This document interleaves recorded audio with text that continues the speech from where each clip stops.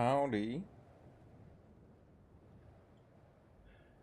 So, the thing is that I've been doing some exploring before I was about to come online, and I ran into this. So for a while, this is stopped. This is paused here because I could not come online right away. So I ran into a snowy mountain. I ran into this area. I did not know that I will activate something, but it's a quest line definitely. So this is the first picture of it. Let's jump in. This ramp is weird, but for some reason, now that we are near it, the blizzard is easing up. It even feels kind of warm. Wait a minute, Paimos heard that if you suddenly start feeling warm on a snowy mountain, it could mean you're so cold you're starting to hallucinate. Then I guess I'm hallucinating too, and then we should probably keep telling ourselves we're freezing. Yeah. Oh? We're surrounded by snow and ice, and we still need to convince ourselves we're cold? Don't worry, you two. This is a special lamp. They say it was blessed by the Fae that is now inside it a long time ago.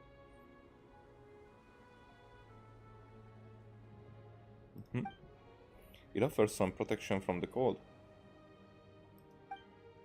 Wow, did someone just appear out of nowhere? Hello, my flying friend. This is my lamp. I left it here earlier when I got a little bored and went for a walk. Oh, so it's yours. Wait, you went for a walk in this blizzard? Just like that? How are you not freezing? Freezing? Should I be reacting to temperature changes? Is that what you were expecting? Oh, that's not really my point. Most people would freeze solid if they wore that little in this weather like this. I mean, I wear even less. Maybe old shivering is what keeps them from freezing. I suppose there are some people who do fine in the cold. Oh yeah, the Fae don't really mind the cold. The Snegavik and Jack Frost especially. But you don't look like a Fae, and you're not cold either. So who are you anyway? And what are you doing out here with no luggage and barely any warm clothes on? I am Ikor. Ikor.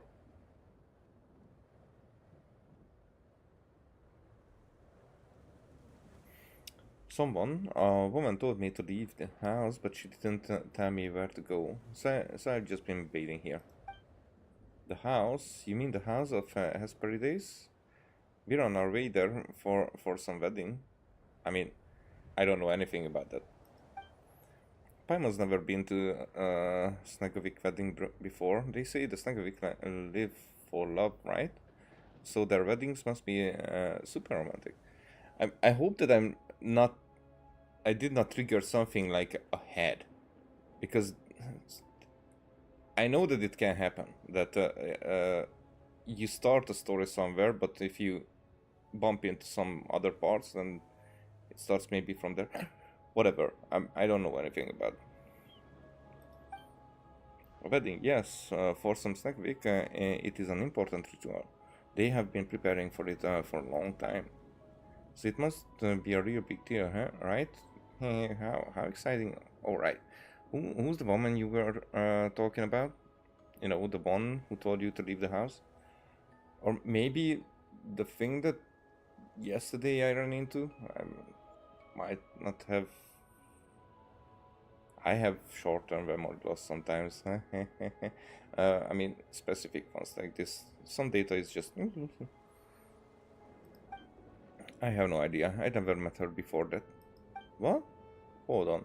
You mean that to say that someone you didn't even know told you to leave the house and you just went along with it? Yes, because that was what she wanted, and she wanted it very badly. And if someone wanted something so badly that it becomes a wish, of course I should grant it. Very angel-like. Petunia, he doesn't look that young. But the way he talks and acts is just like a little child. He feels a little not all there. I can sense it. There's definitely a part of my body's power that's inside him. Huh? Wait, really? We found it already? And also, this is a man. But the power inside him is incomplete, and that may be why his mind seems a little not quite there as well. The power that's in him is so broken up that it's impossible to recover. Then what do we do now? Before I can reclaim this part of my power, it must be restored to a more complete state first. I sense that the part of my body here was split up through a special ritual of some kind. If only I could get closer to the core of that power, then I might be able to give you a clearer answer. Sounds like we should head over to the wedding then. So are we taking him with us? We can't just leave him here, but we still don't know why that person made him leave the house. This is kind of strange favor to ask him, but could you show us the way to the house of Hesperides? We don't really know the area, you see, and you're from there, so you'd be a perfect guide. Is that your wish? Yes. Could you help me out with it? And Paimon thinks it'd be better for you too. Even if you don't get caught, it just doesn't feel right for us to leave you out here in the storm, dressed like that. Now this vicious thing is I think it's important. I mean, the Fae are very elven-like. I mean, not all the kind of Fae, but the humanoid ones.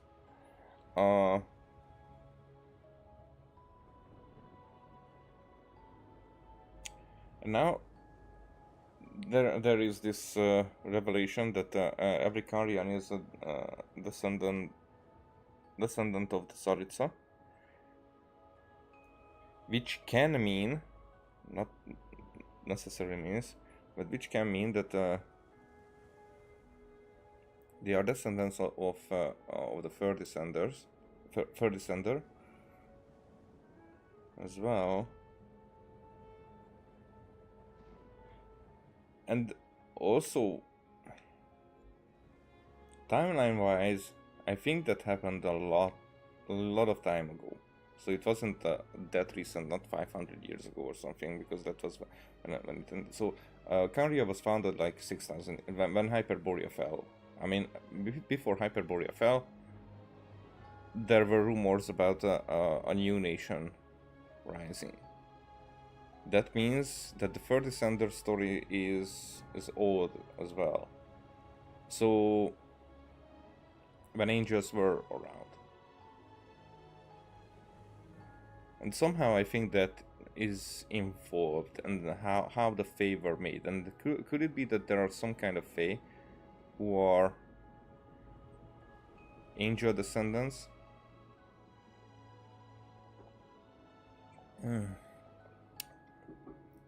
I'm just guessing, and probably it will be having a switcheroo in both directions 2 times. People do not always know what is best for them. They choose storms in the morning, then pray for peace by night. Someone once told me that while I do not feel the cold, maybe you are right. So long as someone asks it for me, I am willing to grant their wish. Now allow me to fulfill yours. Please follow me. Alright, it seems like this starts now, and I think I just stay close and light the lamp for you. Okay, you will be standing there for a while. What the? Okay, go faster. I think this is what I wanted to get.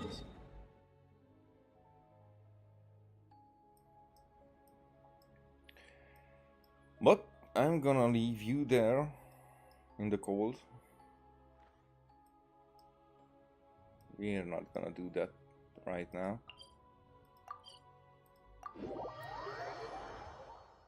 I'm gonna go and finish what I started. How strange. This sword seems to be vibrating of its own accord. There's a primogem inside.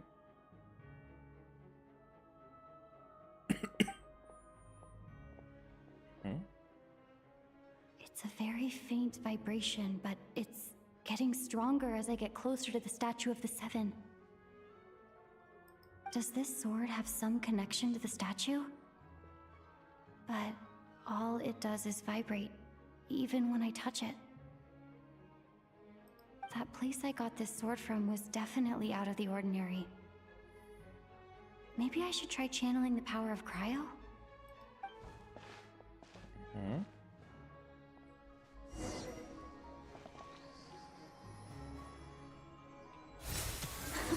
It worked!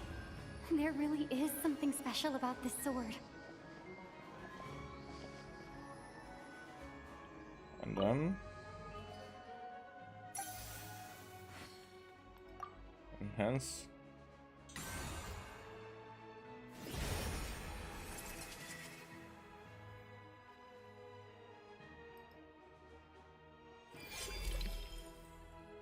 Right, minor fixes unlocked.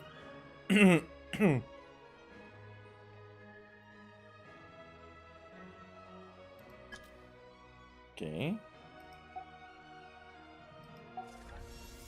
I don't really understand what just happened, but I'm pretty sure this sword just got a little more powerful. I'll have to try the same thing again when I come across another statue of the Seven. In the meantime, I better go find Alosha. Yeah. That's actually what I was looking for last time, so nope, not going there yet. We're gonna do as much as we can. Cryostorm!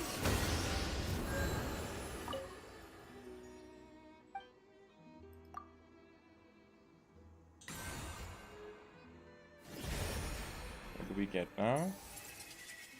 It is not known when the traveler gave up on capturing sounds amidst the eternal silence. If that is the case, then allow me to say a few words.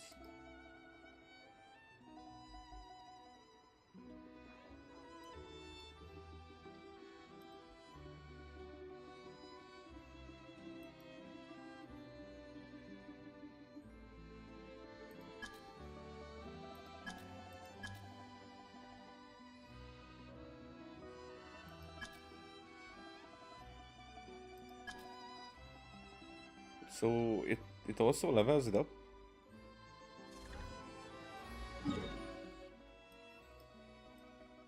It's 2, here's 3.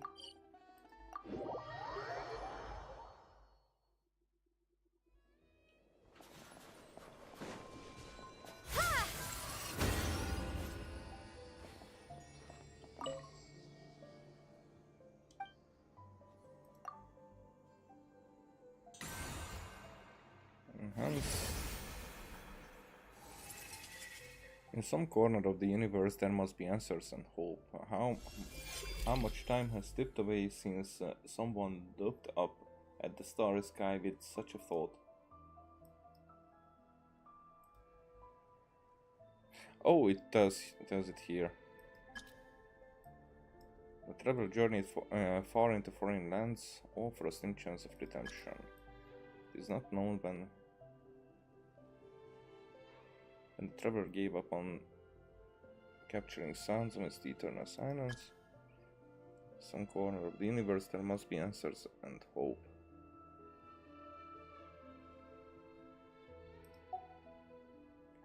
Okay, we can get one more, and then there is one that we cannot get to just yet.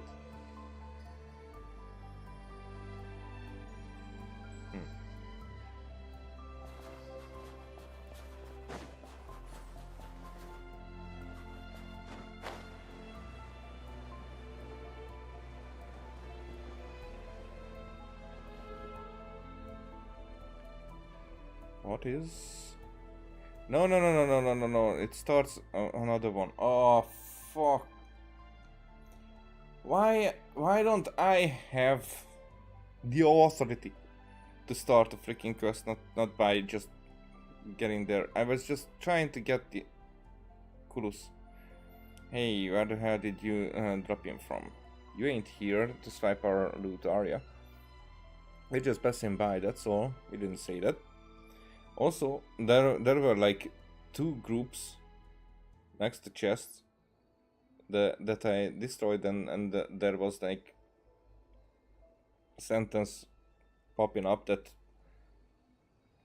place mattered somewhat, and it could have been around here, so it might be belonging to this story. Whatever, we're just passing by, that's all. You kidding me? Nobody just passes by around here. You think the anvil is an idiot, huh? I'll show you what I'm made of. Okay. Ready to taste my Show me fist. such defiance.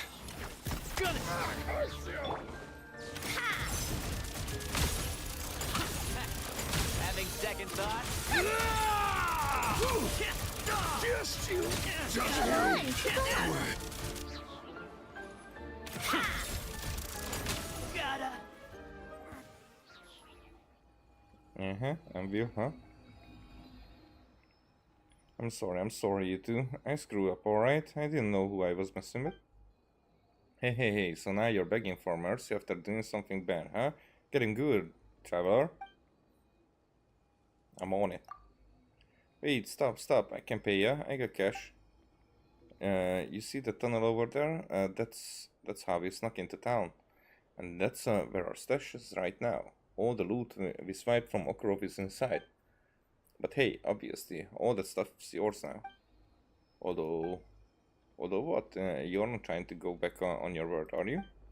No, no one's backing out of nothing, man. It's just the tunnel entrance is all caved in. I can't get in there, and neither can you. Took me a whole lot of wrangling just to get this naive little punk to help me. And then I went and got the dynamite all ready according to his little plan. But he kept dragging his feet while me and my boys were about to freeze into bloody icicles, and then you're the ones who show up instead. Least I can still go squeeze him for that 100 times breach of contract fee he owes me. Otherwise, this whole thing would be a total bust. A penalty of 100 times? That seems a bit much. Right, that's a daylight robbery. And so what if it's daylight robbery? Look, I didn't mean to. But it's not like I got any other choice.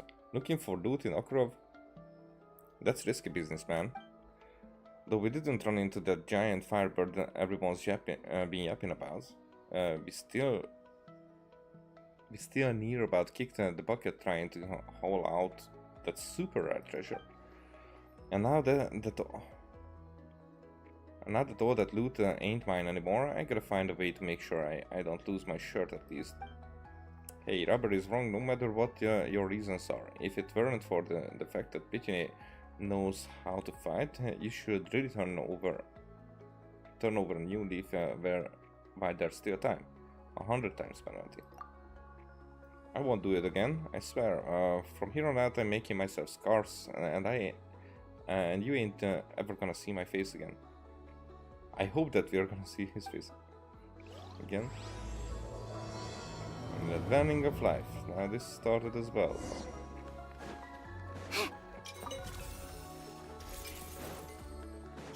And I don't know when it will continue. I will forget this part until now. Until then. I can't even talk.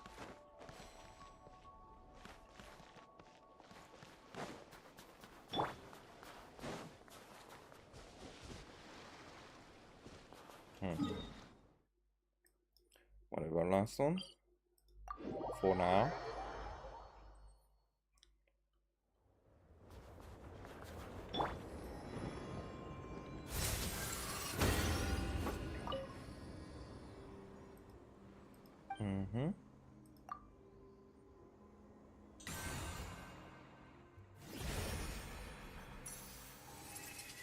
Perhaps humans are no different from moths drawn to a flame, but so be it.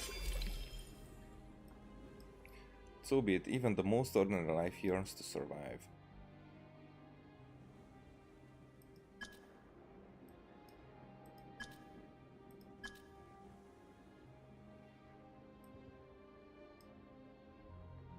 It's level 80. So what will be the other two extras? Because this will take us to level 90.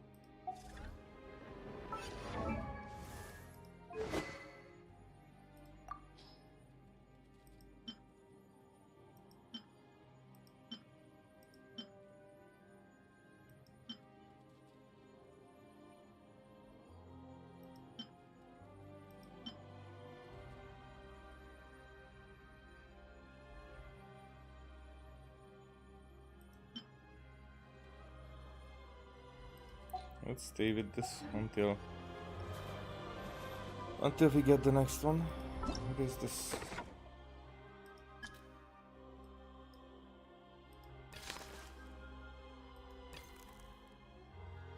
Yeah, so I guess we started this to get back its power.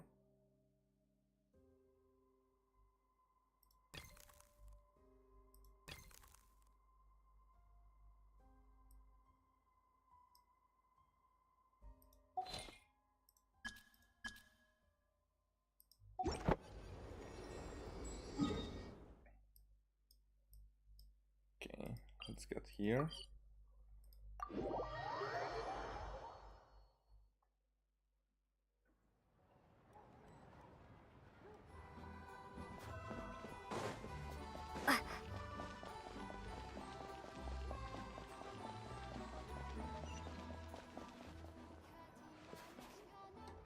Hello there. How can I help? Tatishkev? Maybe? Tatishchev? I'm looking for Alosha. Ah, sure thing. Give me a second. I'll go fetch him for you.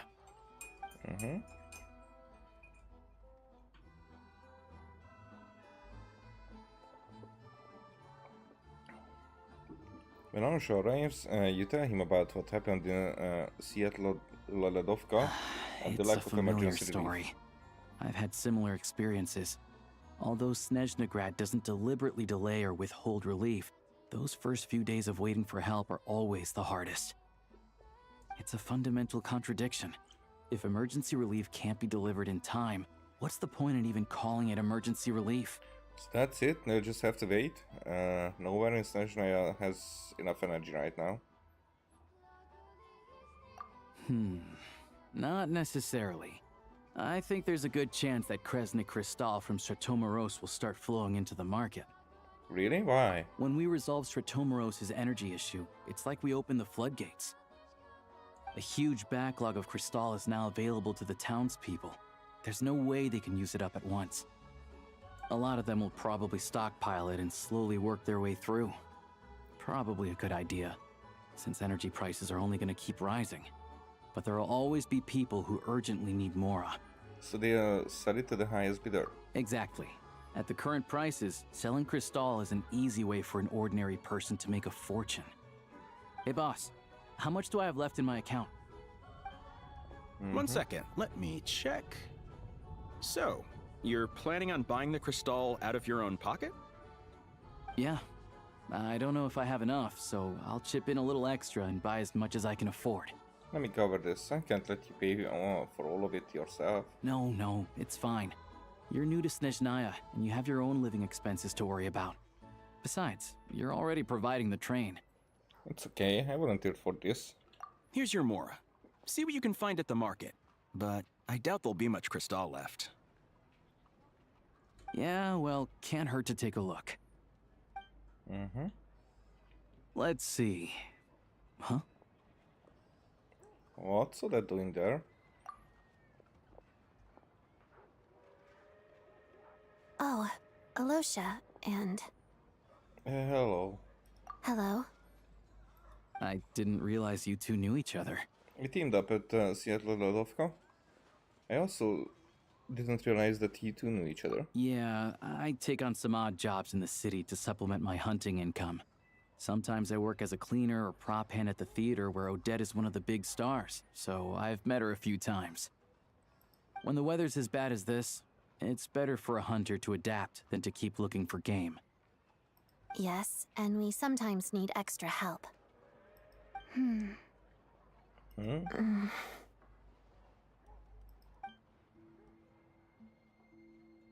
Wait, why is the atmosphere so awkward?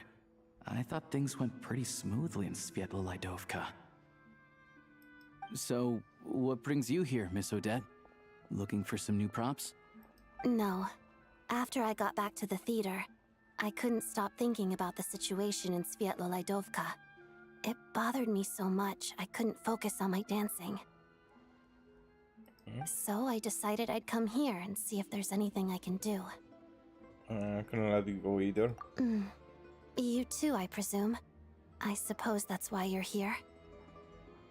I didn't feel comfortable expressing my true opinions in front of the Harbingers. Not least because ordinary Fatui like me don't even know what Project Stuzha is all about. Ordinary Fatui. Without knowing the full picture, I can't make sense of it. And at some point, if things aren't making sense to me, I can't just keep going along with it. So many people feel the same way. They wish they could do something, but all kinds of reservations hold them back. Explains why groups like the Rokot are springing up to fill the gap. Also, I feel like it's always a bad strategy to when there are so great sacrifices to be made to keep people from the vision that you are following, because clearly who knows about it goes with it. It's more like you have to throw the necessary breadcrumbs, even though I know that it has to be a secret. I mean, in this case maybe it will be justified, but I can definitely understand the frustration behind it. I also, if I know about something, then I want to understand it. I want to get why. If I don't know, then that's different. But that's also like a question is who has the right to decide on that, and why would they hide it anyway? So that's also a question, because not everything is black and white. Yes. Well, that's one option. But there are risks to consider with organizations like that.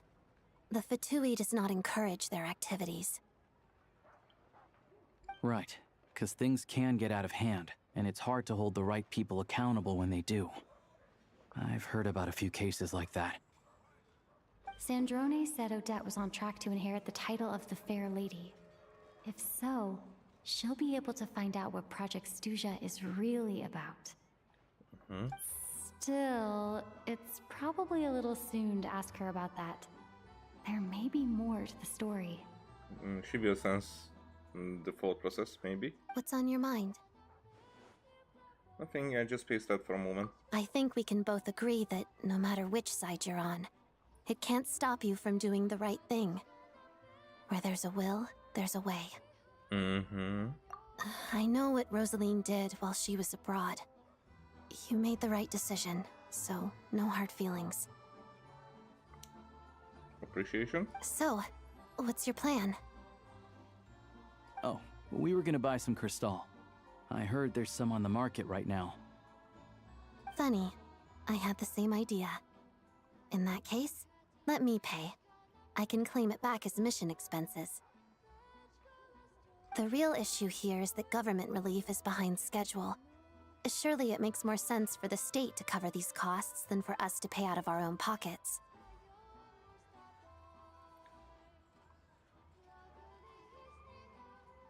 True. It's a huge expense after all. Thanks for helping. Then she gone? No, we're all gone, okay.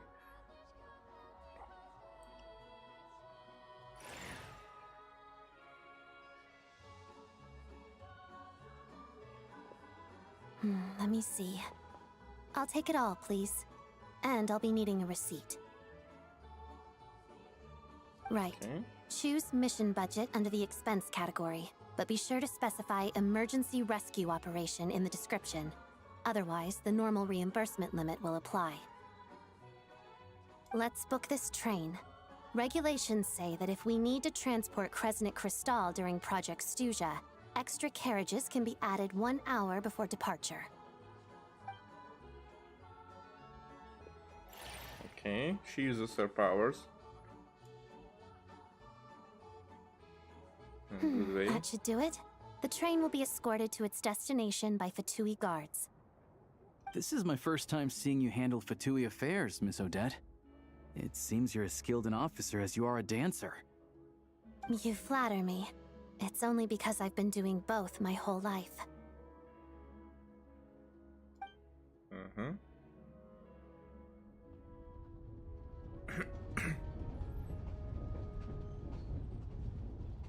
Was she one from the House of the Hearth? Well, I'm glad we're in safe hands. Anyway, I bet you've been non-stop today, am I right? Any idea how Paimon's doing? I've had my hands full, but I'm gonna go back to check on her now. What's wrong? Who's Paimon? Her travel buddy hasn't been feeling well. She caught a cold right after they got to Snezhnaya. Sounds like she's important to you. I can't believe you've been dealing with this on top of everything you've been doing to help the people of Snezhnaya. Don't just turn a blind eye to their suffering. My mom wouldn't want that either. I've got nothing going on right now, so I'll join you. I want to see how she's doing. May I come too? I have some candy that someone gave me back in Svietlo-Lidovka. Plus, I know a little bit about relieving cold symptoms. Sure, she'll appreciate the company, and she'll definitely enjoy the candy. All right then, let's go. Mm-hmm. I still don't know what the deal is between these two, but at least the tension seems to have vanished. A good sign, hopefully.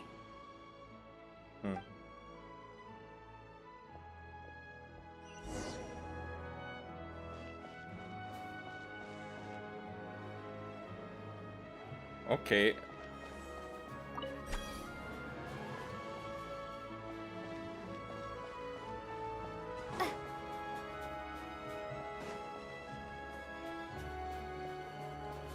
Can I?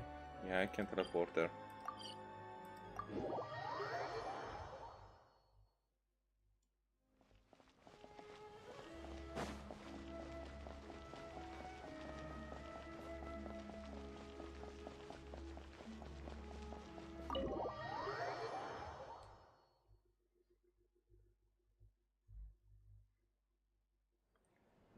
Butulina. We haven't talked yet. There you are, recipes.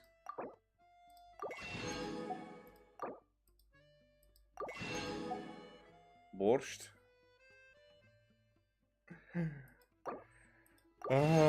There's a Hungarian joke about it, but I don't know how to make the joke in English. It's a word joke, with a couple of puns.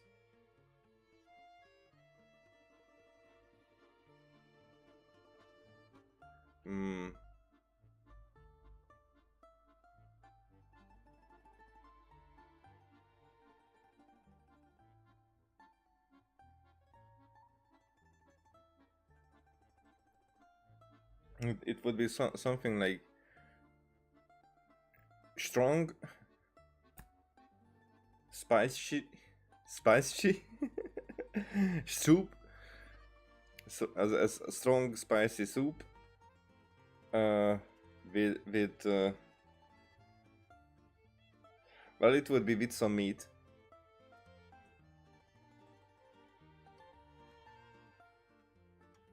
But the meat also has this sound inside. So yeah, I cannot think. Basically, let's look at it one more time. Do you have like strange stuff? No.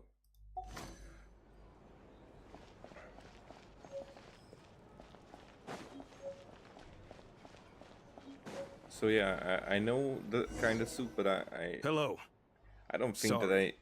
but there's a sick person recovering in this room. Can I help you? So I don't think that we call it death in Hungary. It's more like some dialects maybe, or some areas who still use all their traditional words, because we were under oppression by the oppression, you could say. So yeah, some habits came and did not leave since then. What happened? It's okay. We need no need to worry. Are you one of the Taglia's guys? Oh, please, excuse me. Are you the traveler? Could I take a quick look at your adventurer handbook? Master Child said I should verify your identity. Ah, we have ID. Here. Okay, that will be Ah, it's really you. Sorry for the inconvenience. We're under strict orders from Master Child to keep this room well guarded. So if he would look at the stamps, you know, where we were, then that would be impressive. At the same time, we can't interfere with Podvoye Restaurant's business. That would only seem all the more suspicious and draw unwanted attention to this room. Besides myself, a few of my colleagues are stationed in and around the restaurant, in plain clothes, of course. Rest assured, you're in safe hands. Huh. Professional bodyguard. I didn't expect such a high standard of protection. Well, Master Child handpicked us for this special assignment. We're not about to let anything go wrong. Anyway, I won't keep you any longer. Please, head inside. We're really celebrities. Even amongst the Fatui. Traveler! Alusha, you're back! Oh, hey! Who's our new friend? Hi, I'm Odette. The Traveler and I crossed paths a few times. She's a member of the Fatui, but she's solid. We can trust her. Another friend from the Fatui, huh?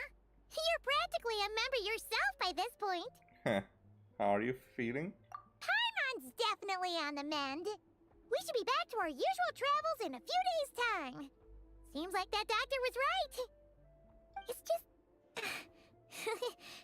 Paimon's limbs are still feeling a little chilly.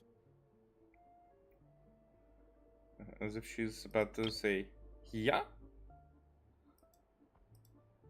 I have just the thing.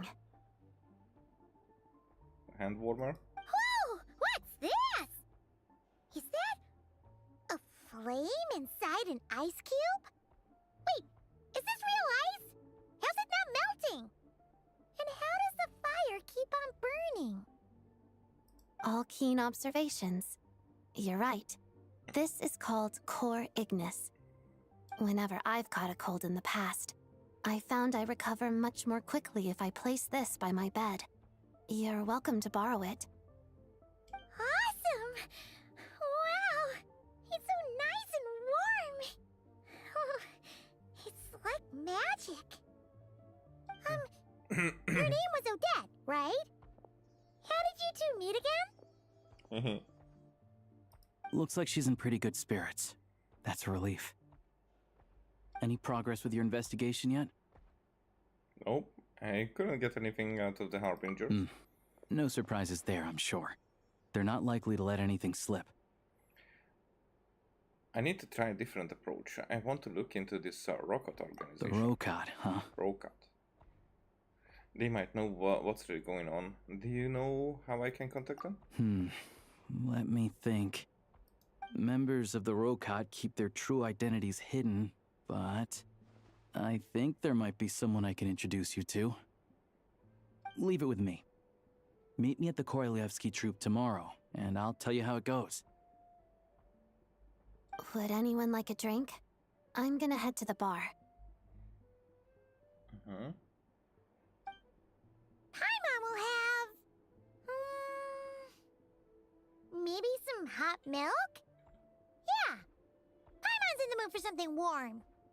Enough with the secret chat, you two. Let's catch up properly in a minute. Paimon wants to know everything that's happened today. Yes, ma'am. It'll be kinda like tabletop troop. No reason why listening to a story can't be an adventure.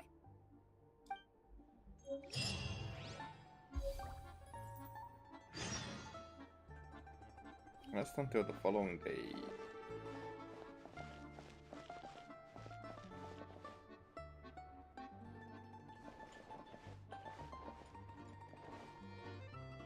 Why am I looking the other way?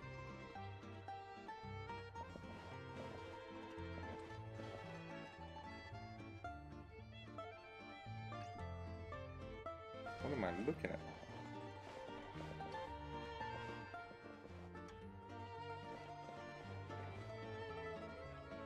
Definitely think that.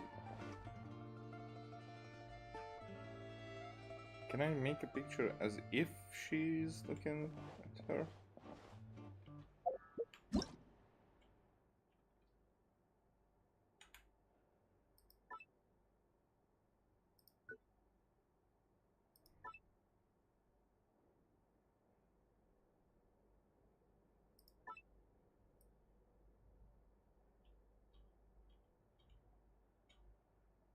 Oh, that didn't work.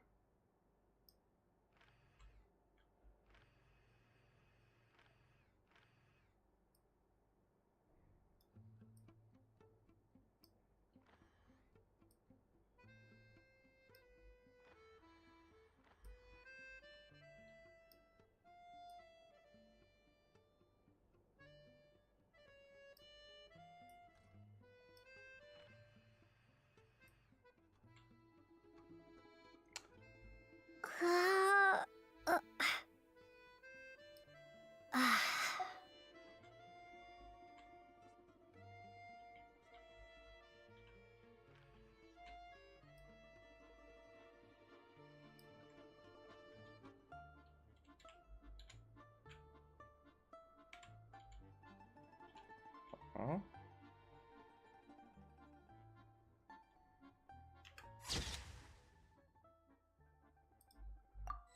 I'll save this because it's very difficult to set up. And here there is this.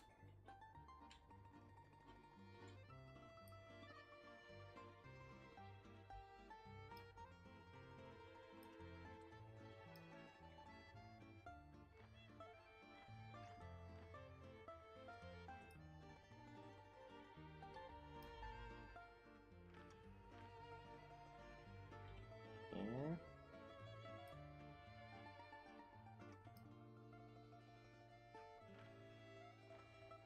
Wait, maybe more like this.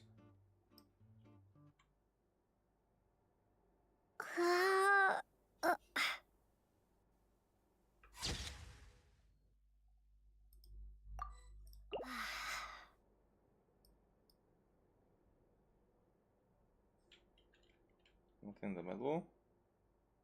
It's about in the middle, yeah. Alright. Picture for the next stream, I think. Just until the follow. So, but I cannot press like that.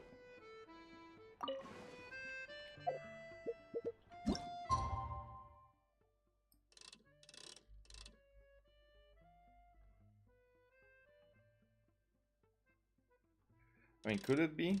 Let's just check. If I spent a lot of time here. Yeah. The boss is gonna give Paimon a copy of the latest newspaper to read. That should keep Paimon entertained.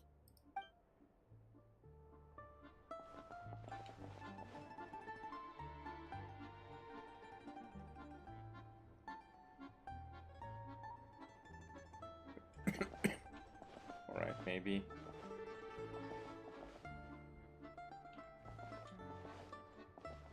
Come on, I just want to turn that way. Okay.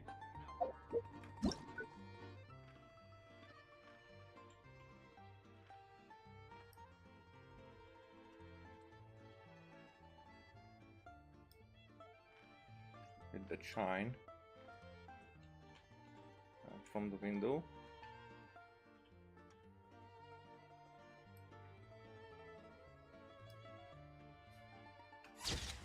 Oh yeah.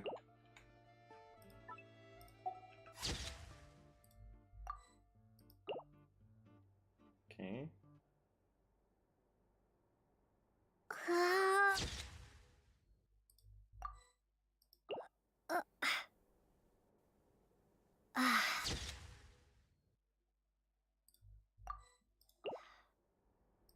Just because she was doing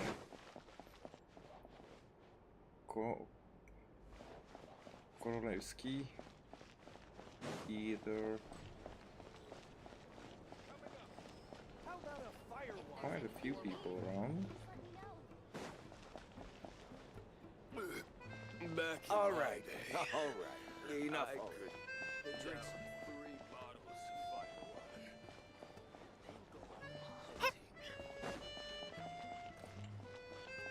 firewater. Read. Man, she called. We can talk to him.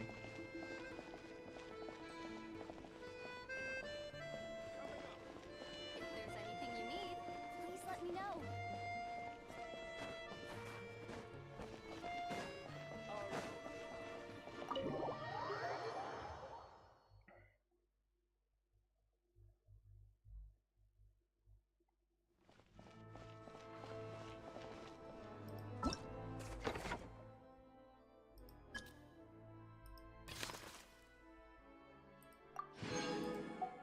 Okay.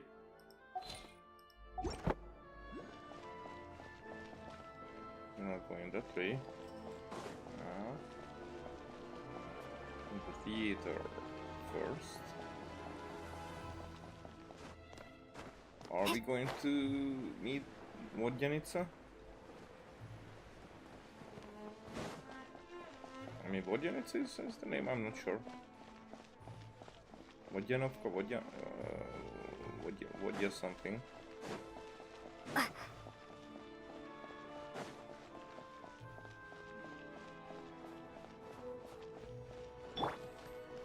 How tiresome.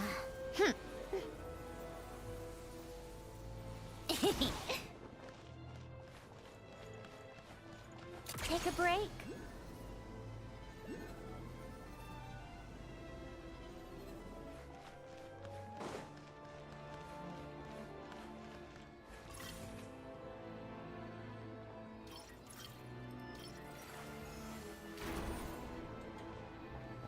Really?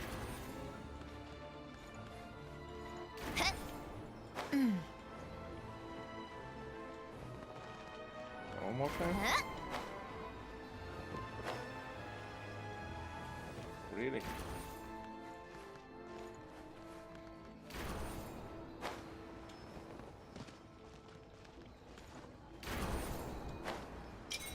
Yep. Hello. Ah, you made it. I've got some tickets, and I managed to set something up with the Rokot. It'll have to wait until after the show, though. Happy to stay and watch? I doubt you've seen the Korolyevsky troupe on stage before. Of course, no problem. Thank you for sorting everything out. Pleasure. Here. This is... Oh, sorry. Please present yourself for a routine inspection in accordance with theater regulations. Thank you.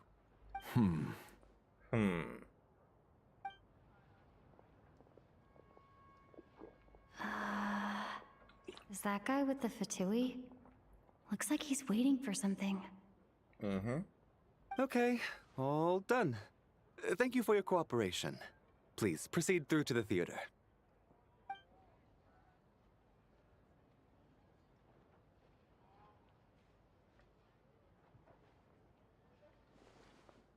What's up? Everything okay? I wasn't expecting such strict security here. Snezhnaya's business and political leaders are always passing through here, so it makes sense that security's tight. Still, It's a little unusual to see the Fatui's Armory Palace guard here.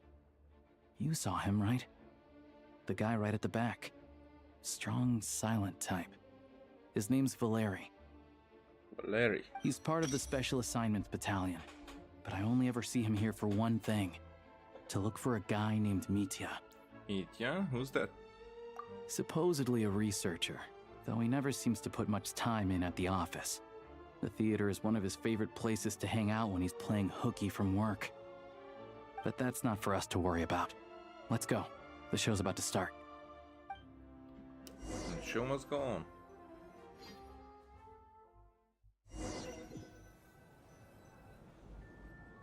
What do you think? Pretty impressive, huh? Well, I've seen a similar place in my travels.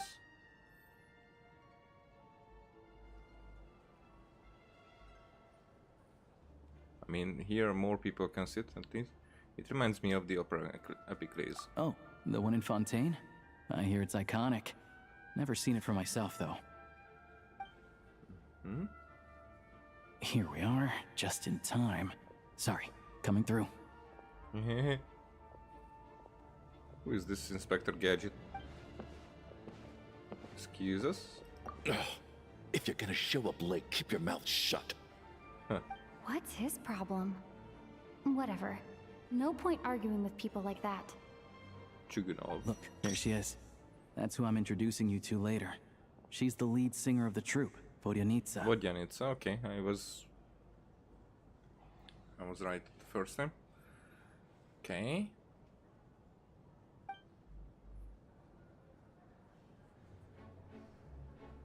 I would have left a surprise for after.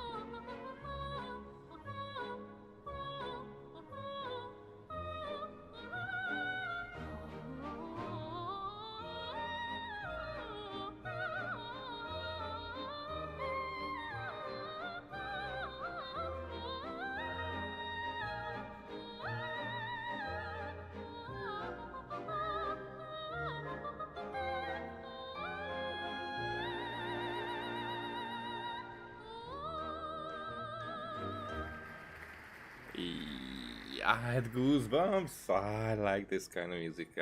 This leads directly to the green room. They're expecting us. Vodyanitsa will be waiting for us there. I mean, no surprise. It's a it's a Genshin music, so yeah, top tier. Right.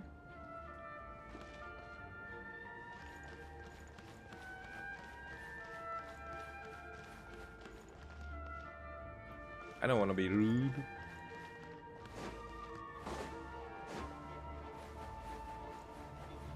So I will explore the chest later on. There's definitely one or two or three around.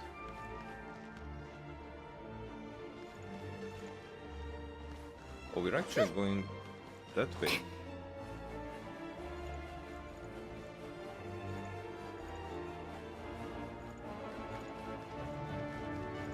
Well, that's not subtle at all.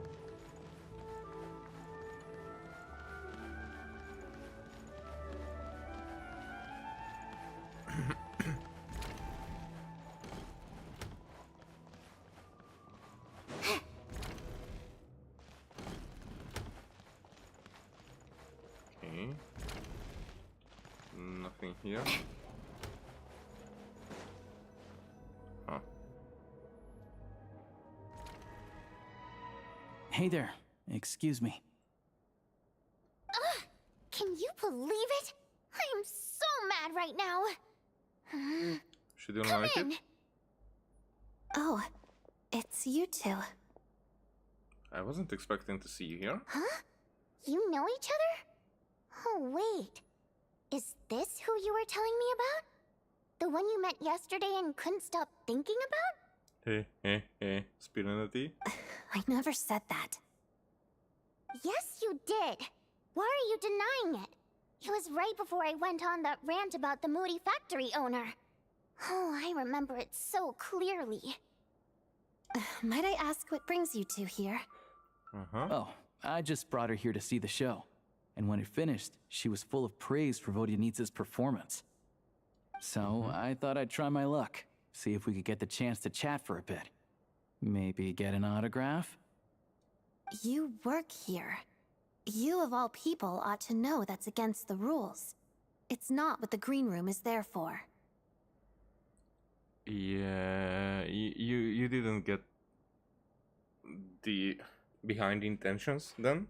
Oh, what's the big deal? Come on, don't be shy. I can give you an autograph. You can take a picture too if you want. Do as you please. I finished all my shows for the day. I'll leave you to chat. Right.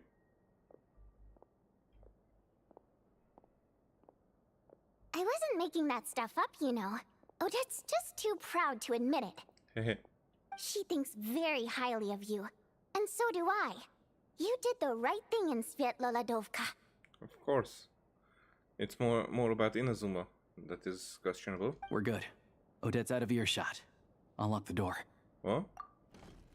Confidentiality, of course. The Rokat is very strict on that. Whoa, Alosia! Not out loud! Not with an outsider here. Oh. Relax. I've taken care of it. Look at this.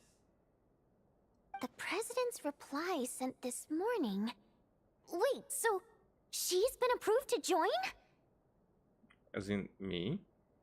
You told me last night that you wanted to get intel from the Rokat. Unfortunately, Rokat intel is only available to members. So now we are Rokat members. But ever since you set foot in Snezhnaya, we've been working together. I've seen the way you work, your character, and your motives. Everything about you is perfectly in alignment with what we're trying to achieve in the Rokat. So I figured I might as well cut to the chase. I wrote a letter to the President explaining your situation, including just the right amount of detail. His approval came very quickly. His? Of course, it's still your decision whether you want to join or not. Valerie? We'll respect your choice. So that means you and Vodyanitsa you're both members? Well, assuming Odette was telling the truth and she didn't misjudge you, I guess we don't need to worry about you blowing our cover. Still, you gave me a real fright. I didn't know that's why you came looking for me. So, that stuff you said about admiring my performance, was that just because Odette was here? Did you actually mean it? Oh, I meant every word. I loved your singing. Now you're talking. That's what I like to hear. Anyway, let me give you a quick rundown of how things work. Like I said, the Rokat is a covert organization, and we hide our identities. Members typically don't meet in person or even know each other's identities. This helps us maintain a high level of independence and secrecy. Because of this, members are basically free to decide their methods without constraints, so long as the outcome of any activity doesn't violate the organization's principles. After all, we don't have any ostensible contact with each other. This way, if anything goes wrong, no one else will be implicated. Yeah, okay. So, security. I'm just listening. Beyond the freedom to choose how you operate, it's also your choice whether to act at all. We have plenty of members who have yet to take any action. Okay, so here's the first that they have a lot of members. And they are waiting for a right time. Maybe the right intel. In short, joining the Rokat in and of itself won't place any restrictions on your activity in Snezhnaya. There's a code of conduct you can read if it interests you. But basically, as long as you don't plan on using your anonymity to go around doing evil, you'll be fine. I tried reading it 5 or 6 times. Never made it all the way through. Even the most lackluster script makes for more interesting reading. Sounds good to me. I'm in. Great. Then I'll go grab an official application form. Be right back. Alright. The alternative is the Fatui.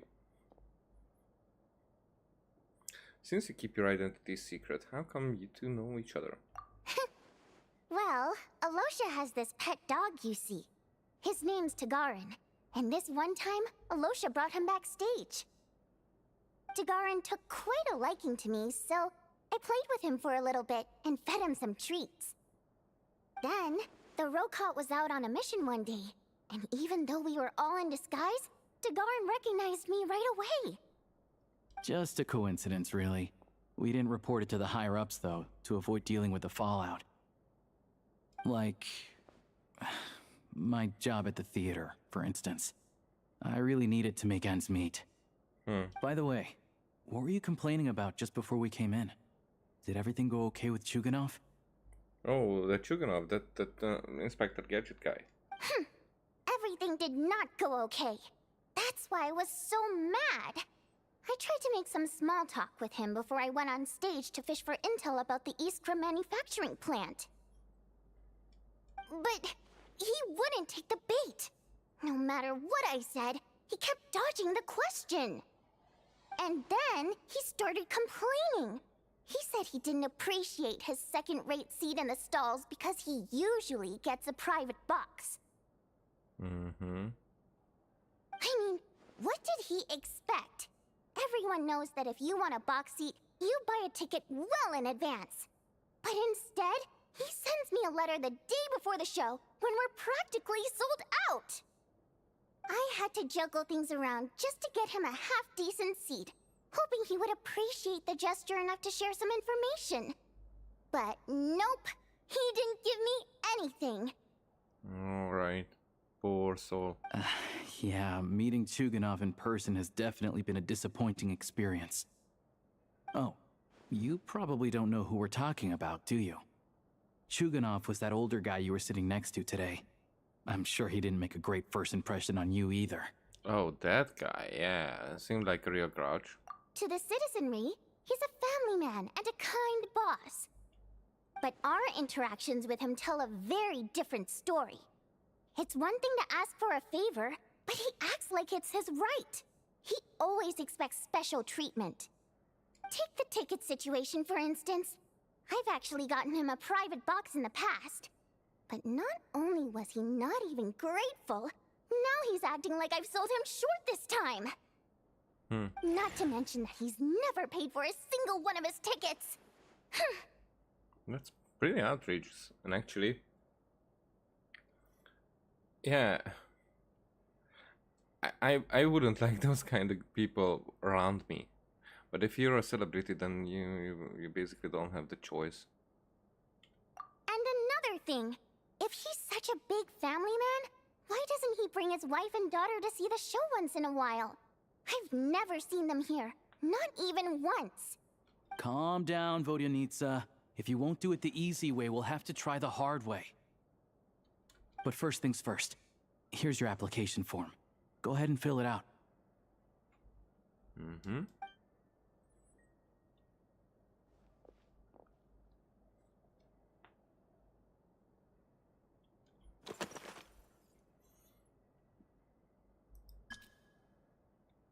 Mompai, fake Miller.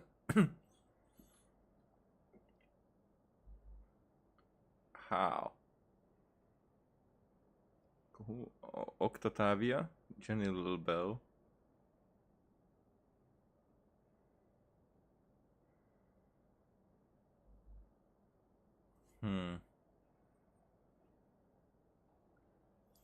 But is it? That will be the code name. Okay. Races, human, fae, Primogem. Okay.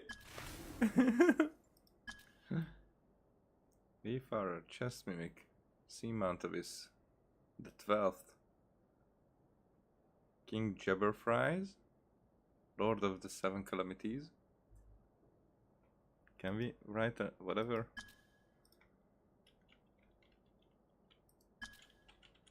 No.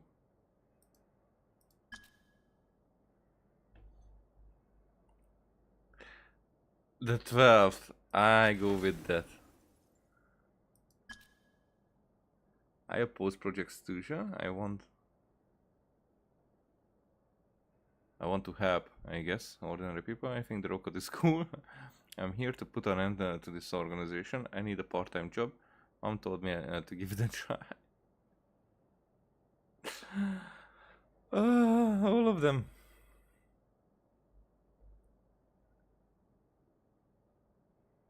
I oppose Project Stuja. I go with the reality.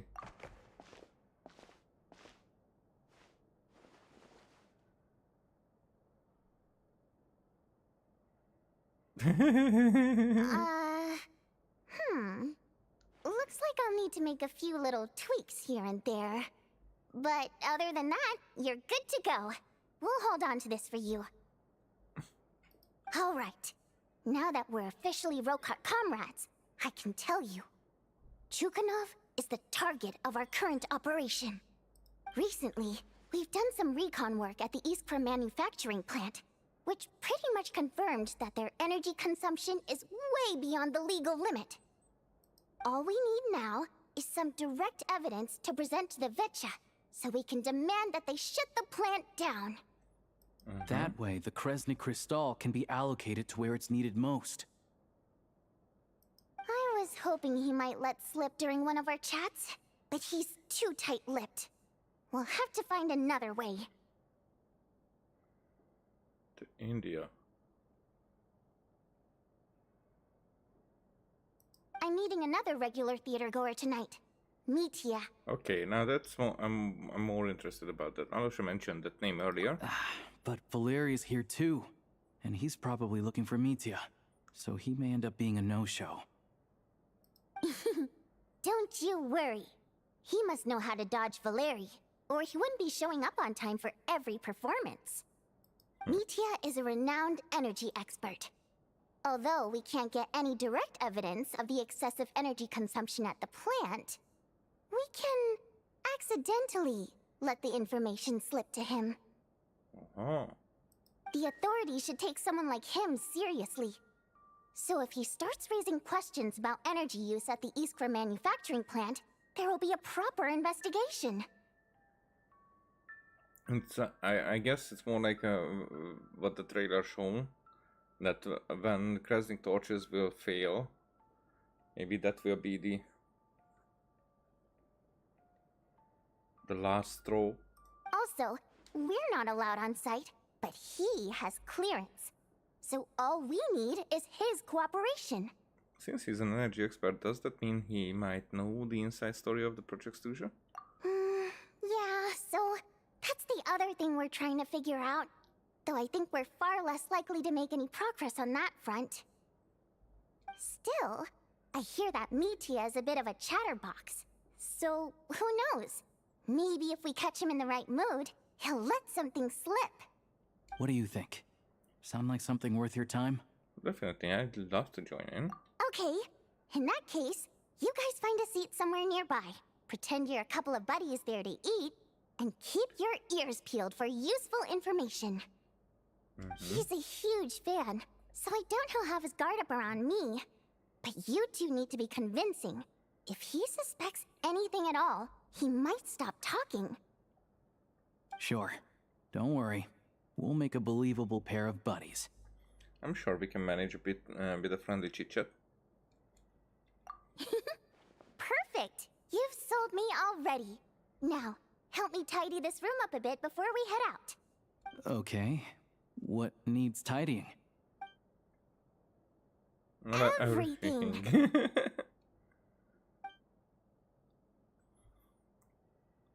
I'm messy as well, so I wouldn't mind.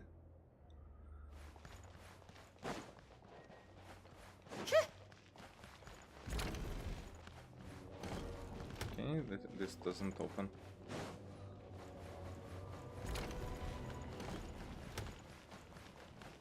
Oh, practicing.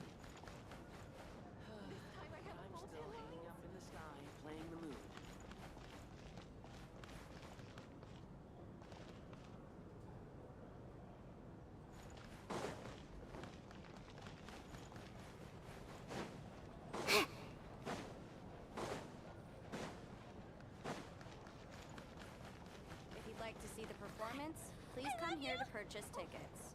Xenia. Huh.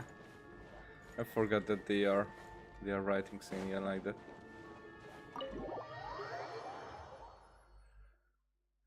I know someone who is from Russian origins and her name is Xenia. Everyone calls her Susha, which is a very common nickname in Russia. But here, in Hungary, not that much. Come on, keep up.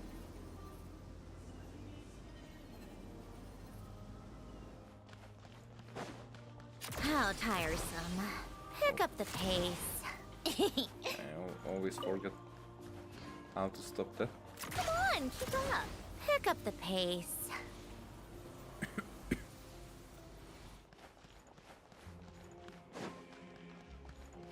What the?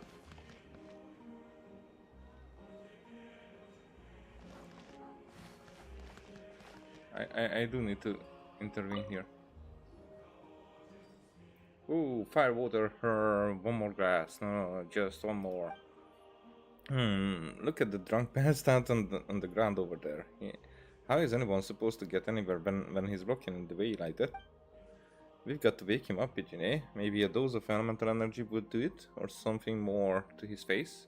Use animal to wake him with light smacks to the face. Use animal. Who are you? And what am I doing here? He passed out after all the drink out here. Oh, thank you. I would have caught a terrible cold if you'd let me lie out here any longer. Thank you. Strange interaction. I'm guessing there are a lot of things to do here and there. I hate the days when the Bialik songs.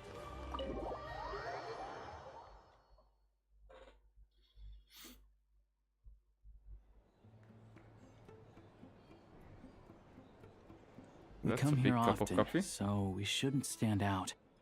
Let's sit here. Now, it's up to Vodyanitsa. Let's see how the conversation goes.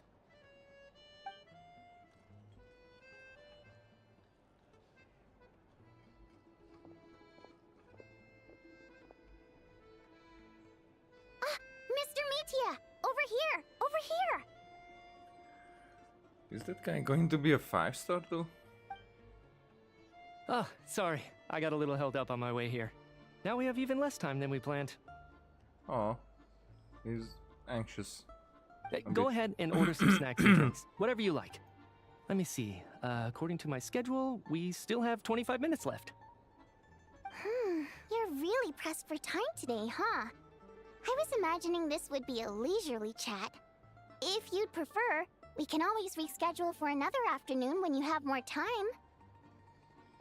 No need. Getting to meet the lead singer is a very precious opportunity for me. I'm not about to pass it up. And also I would go for, okay, let's have another time. 2, but still keep this one. I've already had to decline your invitation several times because our schedules rarely align. If I don't grab this chance while it's here, who knows when the next one will come around? Well, it's very kind of you to make time just for me. Oh. I'm getting a phone call, so...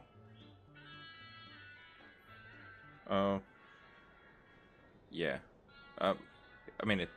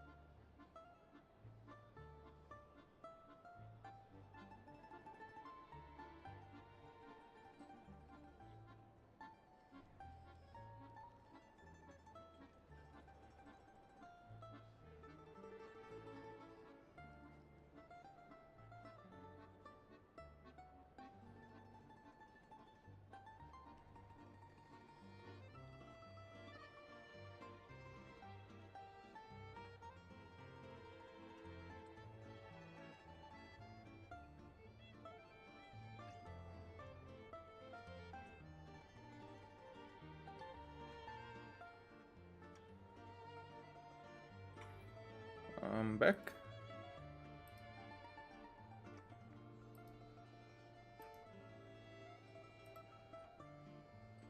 Here.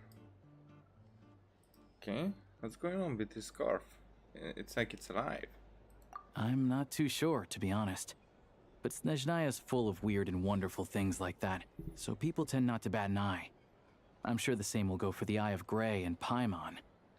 That'll make getting around easier. The reason I invited you out for tea and a chat today was to get some feedback from a true fan of the theater. But Paimon is definitely not from Snezhnaya. I mean, who knows? Who knows? Well, I genuinely have nothing bad to say.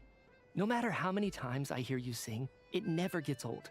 It always seems fresh and new somehow. Maybe it's because the more times I listen, the more details I notice.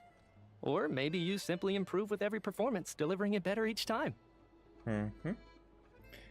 I tend to have the former experience. And people tend to have, you know, the better routine with the... I mean, it also is there. Sometimes it's improving, but sometimes it's because somebody gets more familiar with the details than the improved version. Even though it's improved, it's better. It's just because it differs from the one that I've listened to a lot of times. It becomes like stranger or whatever, but less likable. And it's, you know, not the performance's fault. It's more like the in-betweens. Thank you! I'm delighted to hear that!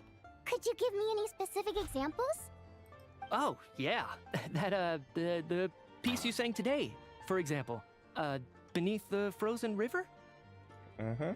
Hey, what's with you? I'm just praising a good performance. I always used to find that such a bleak and lonely song. But the more you listen, the more you realize that it's not as cold and nihilistic as it appears. When you really dig down into it, there's a certain level where you're surprised by the emergence of hope. Mm-hmm. Wow, I'm impressed. I didn't expect you to pick up on that. Actually, I only tried out that angle after talking with a composer. Still, Beneath the Frozen River wasn't on today's program. Oh. Oh, really? But it's a classic. You sing it every time. Almost every time. Oh. Well then, let me say a few words about that other all-time classic, Flying in the Wind from the Mountain Sparrow. I didn't sing that one today either. My voice wasn't quite up to it, so I switched it out at the last minute. Oh. But, Okay, so I don't know what's going on. Sorry, Mr. Mitya, but you were at the theater today, yes? Of course I was. Remember? I said hello to all the troupe members before the show started. You, Odette, and the others. So, what did Odette sing today? Elegy of the Snow-Winged Goose, of course. Correct. I see. I see. So jealousy because he's there for that, You maybe? find my singing boring, don't you? That's why you don't remember a single song. Looks like I'll need to cut a few from the program next time. She's doing some mental juggling. No, that's not it. I swear. All right. I'll be straight with you. I'm sorry. My mind was wandering as you took the stage today. I enjoy watching your shows because the exquisite performances stimulate the mind. It always sparks some inspiration for my research. So, whenever I get stuck at work, I come to the theater for a change of pace. Odette's dance during the elegy of the Snow-Winged Goose today was simply incredible. It got me wondering what she's been going through recently. That look of sheer defiance in the face of utter tragedy? It was so inspiring. I started scribbling in my notebook right away. And you didn't look up for... Not that I made a ton of progress in the grand scheme of things, but I still think it was productive. By the time I snapped out of it, the entire show had finished. So what you're saying is, you didn't listen to my singing at all? You got the gist of it. Unfortunately not. I'm sorry. I don't know which is more disrespectful. The fact that I don't always come for the show itself, or the fact that I missed your performance. Seems like things are getting a little awkward. You look nervous. What's up?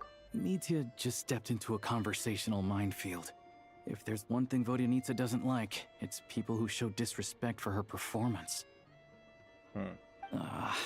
This meeting was so hard to set up. Don't tell me it's already falling apart. I think she's a professional. Because now she has the control over the conversation entirely. It's fine. I suppose this is affirming in its own way.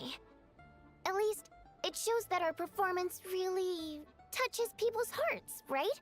Don't let it bother you.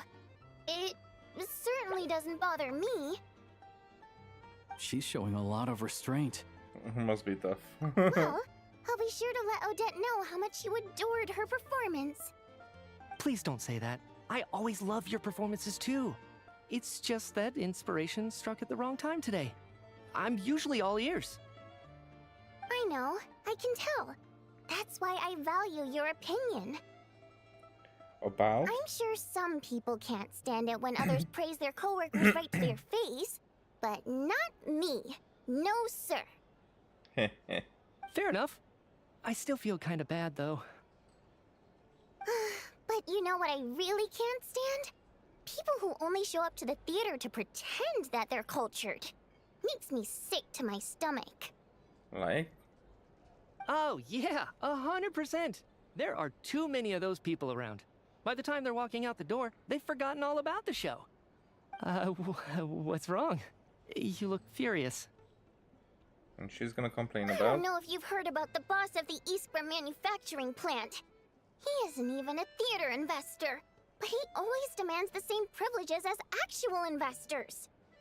Box tickets only, premium drinks, even the right to request specific songs. Well played, Vodyanitsa. Seems like she's harnessing her rage to steer the conversation back on track. Now that you mention it, I've interacted with that guy before. I gotta say, everyone holds him up as an example of a benevolent businessman, but I don't know. I don't see it. Yeah, he couldn't care less about what's happening on stage. He's just there to flaunt his social status. I hate that I have to prepare programs for guys like that. What's the big deal with that factory he runs anyway? I asked around a bit and heard some pretty shocking stories.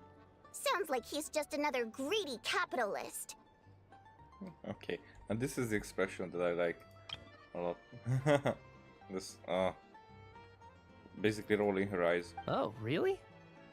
Yep, the things people are saying are pretty damning. Low wages, insanely long working hours, equipment running around the clock. And as if that's not bad enough, he also strictly forbids his employees from giving any kind of interview. Project Stuja has now been extended so many times, we're at the point where crystal rations for the common folk are barely enough to survive on. Yet he even wants to get his greedy hands on them just to boost his own profits. I mean, that was a harsh turn, but it's a good one. I mean, that would infuriate anyone. If the rumors are true, he's in serious violation of the law. Interesting. So you've heard about it too? What? So it's really true? Who knows? I've only heard the same rumors you have. But there's no smoke without fire. The Rooster's been coming down on us hard lately, demanding that we track and trace every single batch of Crystal. My coworkers in the Department of Energy have been tearing their hair out over it. The Rooster? I didn't realize he cared that much. What part of it does he care about? Yeah. Even though there are no restrictions on Crystal trading, the poor will wind up freezing to death if we let the rich buy as much as they want. That's clearly unfair. Looks like we'll need to arrange an investigation into the Iskra manufacturing plant as soon as possible. Yeah. Okay. I never knew you kept up with current affairs beyond the theater, Miss Vodyanica. You really have a heart for the common person. And comes off as impressive. Most Fae in your position have long been indifferent to the plight of humans. Well, those of us who choose to live in human cities are naturally going to pay attention to any significant upheaval. Isn't the Rooster a Fae himself? I'm just surprised to learn that even someone with as much experience as him is getting so stressed out over Project Stuzia. What is the end goal of this project anyway? This is it. We're finally going there. Oh, I don't think so. I'm sure Mitya can sense on some level that she's fishing for information. But since their conversation is so relaxed, he might just let something slip. It's stressing me out too. If I'd only made better progress with my research, things wouldn't have dragged on this long. Oh, so your work is related to Project Stuzia? That's right. The Armory Palace needs a brand new energy source. Not the power of the Light Realm, and not elemental energy. Why not? And well, the Abyss comes to mind. Right now, the only thing that meets the requirements is the power contained within stellar linchpins. Oh, okay.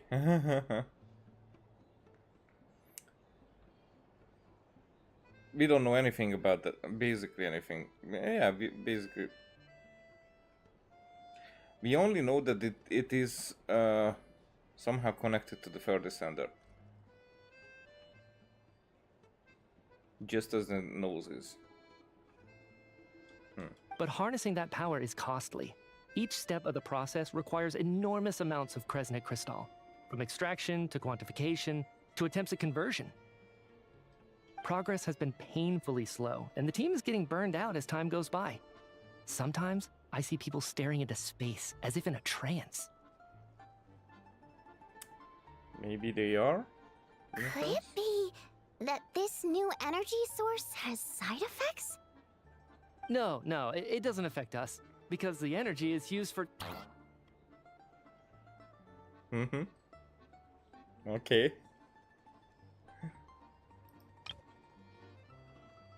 Is he getting suspicious or just holding himself back? Okay, I got it. Stop choking me.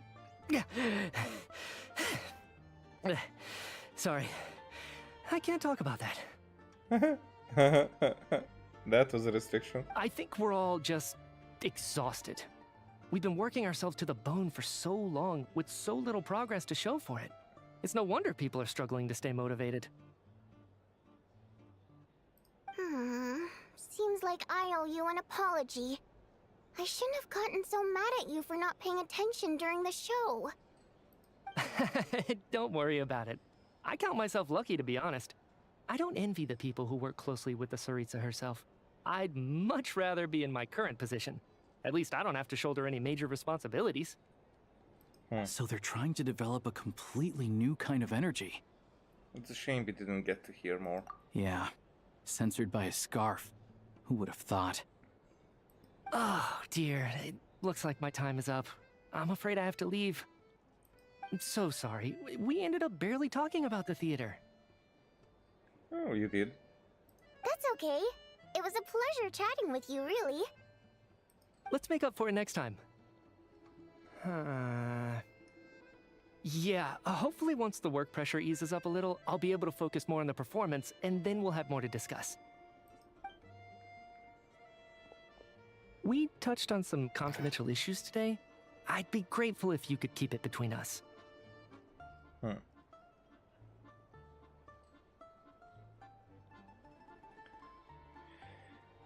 These are just decorations. But so I don't think he's Geo. I think we've seen That could have gone worse. he's gonna be Electro, I think. Nice job. Why was Mitya in such a hurry to leave, though? Because somebody else. Sorry, routine inspection. Is that Valerie?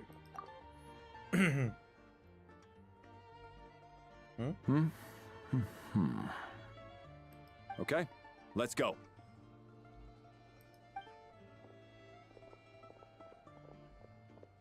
So he wasn't rushing to get back to work.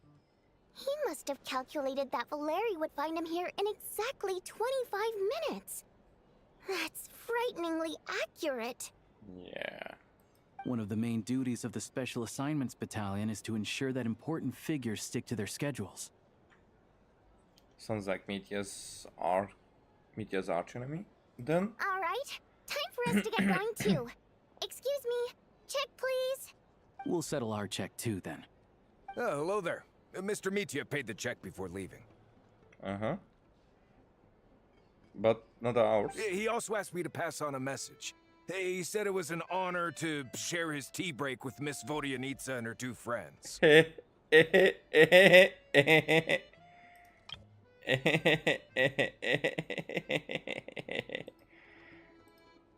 Wait. So he knew we were here all along? This raises a lot of questions. Did he deliberately mention the new energy source so that we'd overhear it? Yeah, it's more like that. Maybe his work isn't confidential after all. Maybe the key here is the purpose of this new energy. I guess that's the next thing to look into. Heartfelt goodbye. Vodyanitsa and Alosha have both left. Time to head back and call it a day. Is this going to be the end of Act 1?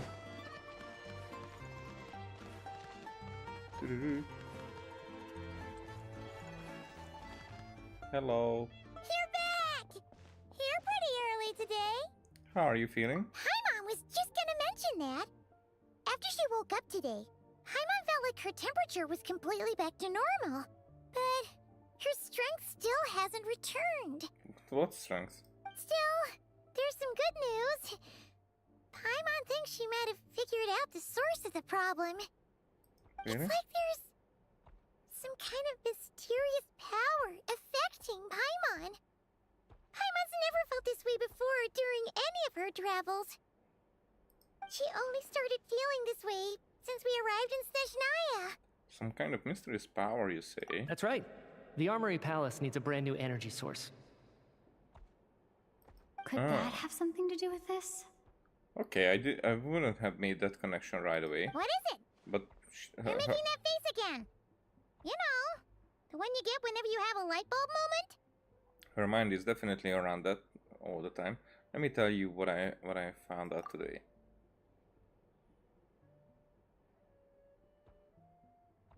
So, they're trying to develop a new energy source here? And you think that might be why Paimon's feeling unwell? Yes. Well, Mitya denied that the energy they're researching has any side effects. Although, he did say that people working on the project have been having issues with their concentration and short-term memory. But even so, those are completely different symptoms from Paimon's.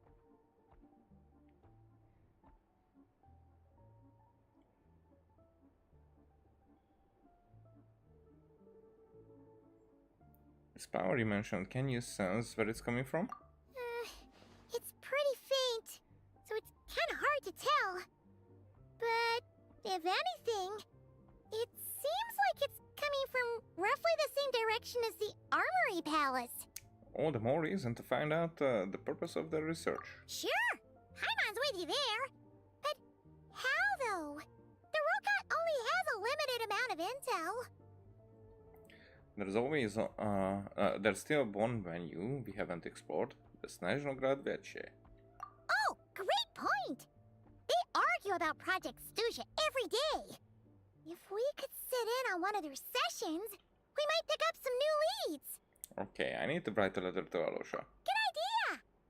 Oh yeah, while you were out, Paimon tried all the yummiest looking desserts in the Potvoria restaurant. This one seemed right up your alley. So, Paimon saved some for you. Come try it once you finish writing your letter.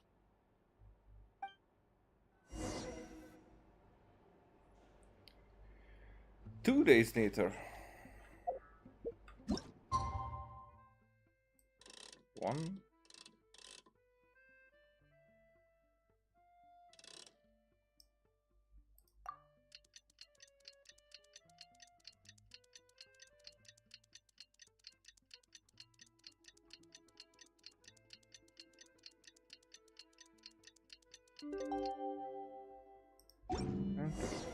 Alosha replied.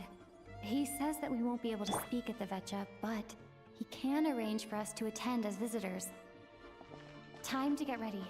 Then head to the Snezhnaya Vecha.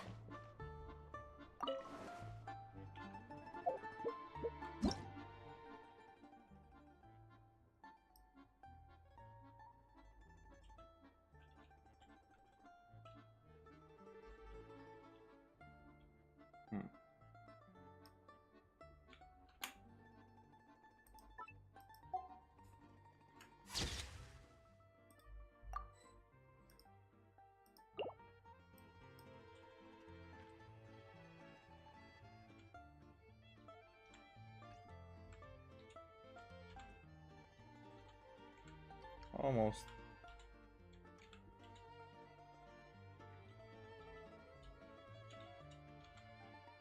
There you go. You're back! Paimon's been working on the crossword puzzle in the newspaper. It's actually pretty fun. Oh, shoot! Paimon forgot the next word. Oh, she had it a moment ago. Think, Paimon, think. Think.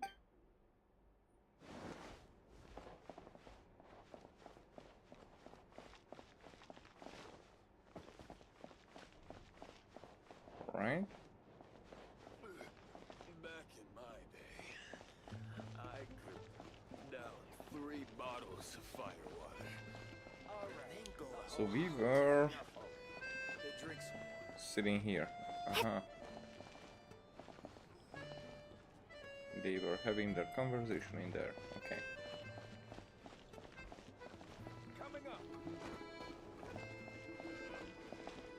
No chest here, really.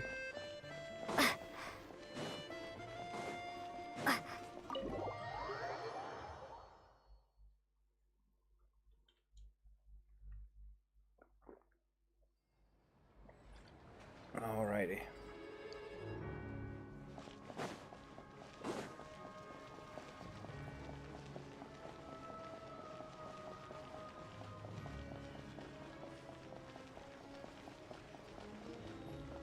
The music got so serious for a second.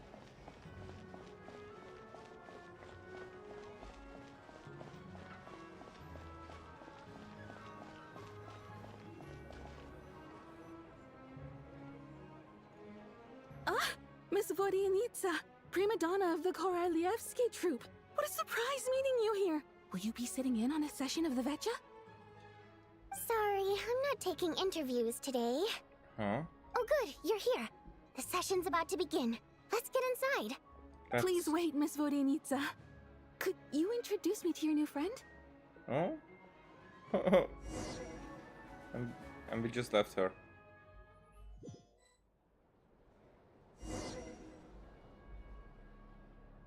Shortly after you take your seat, meeting of the Snezhnaya Vecha officially begins. Discussion on whether to extend Project Snezhnaya or saved until the end. It's about the weather, by the way. So I wasn't completely wrong. As the rooster Puccinella shares various energy-related statistics, the dull and lifeless room suddenly becomes very animated.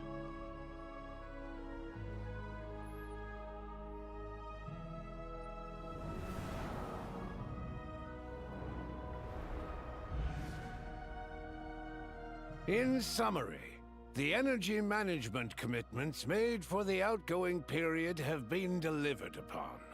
Furthermore, both the production and consumption of Kresnik Crystal show clear signs of stabilizing.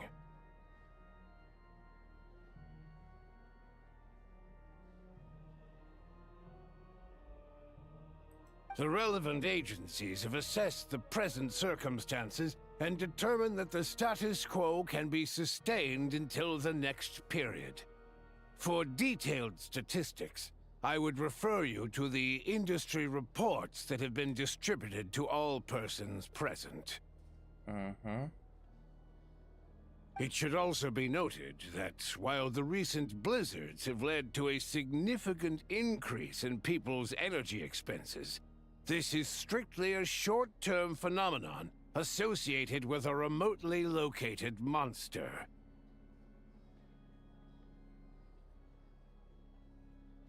Which the Tsaritsa is on her way to Her deal with. Majesty the Tsaritsa is giving her full attention to this matter.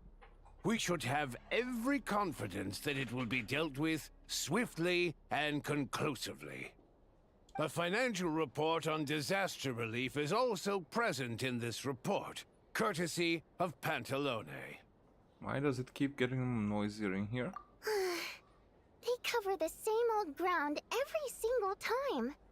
The rooster never seems to mind, but everyone else is getting tired of it. There's a general lack of trust. People aren't seeing any tangible benefits that affect them directly. Of course, none of that will be reflected in any of the reports on the table. Yeah, if it weren't for these hard copy documents, I could have at least made something up. I've been meaning to ask, why are you still here? And why are you acting so chummy? Oh, don't mind me. I'm just out here trying to hit my interview quotas. Bring out the kvass. Ever read it? Best-selling newspaper in town. If I remember correctly, you guys don't even have a sales permit. You have to sell from stalls on the street. Okay then, best-selling street stall newspaper in town. Still counts. Okay, I like her. Order! We will now open the floor to the representatives. If there are no further substantive issues to discuss, we will then proceed to a vote on this motion. Snezhnaya has a long tradition of treating members of the Fatui armed forces and their dependents favorably. But recent surveys shows that Fatui families in remote areas have access to 15% less crystal than the average civilian family in Snezhnograd. It's been said many times before, but it bears repeating now. There needs to be a clear and consistent rationale behind how crystal is allocated, or we will soon face immense public backlash. You already face it. Perhaps you wouldn't need to keep repeating yourself if you would hear me out for once. I say again, true consistency exists only in principle. In the real world, fairness is relative. Unfortunately, I have to agree with that. It's not that I would like it that way. It's more like usually it's manufactured, so it's not by its own that it's like that. But things like that change with consequences, and because it's not like one. Here it's one organization, it seems like, but in reality it's not like it's one organization that arranges everything. It's more like it happens because if not everybody together makes the changes, then the one who would make the changes would fall in comparison to others, and they will then overpower it and try to consume it, because you know, money is power. I don't think that I'm coherent with that, so let's leave it at that. It's more like I have some thought processes about it, but I'm not sure if it comes out the way I want to, with just a few sentences. You appear to treat resource allocation as a simple function of production and population. So what about when the equipment used in production breaks down? Have you factored that into your equation? And do you even know how long it's been since Snezhnaya last conducted a census? If I knew the answers to questions like that, I'm sure I'd be a very wealthy man. And I doubt I'd be going by child. I'd like to bring the focus back to the specific issue I raised. Or do you wish to deny that favorable treatment for Fatui dependents is our long-standing policy? It's easy to be a critic when there's no accountability. That seems to be a running theme in the anti-Project Stuja cohort. Defeat the ringleader and all other problems will magically resolve themselves. That's what they seem to think. But in case you aren't aware, not one jot in my report would change whether Project Snezhnaya continues or not. So you have no intention whatsoever of finding a solution to this problem? Yeah, he goes around it. On the contrary, I'm the only one here who ever brings solutions. Oh, really? Child opened by speaking up for the armed forces. Regrator struck back with style and a war of words ensued.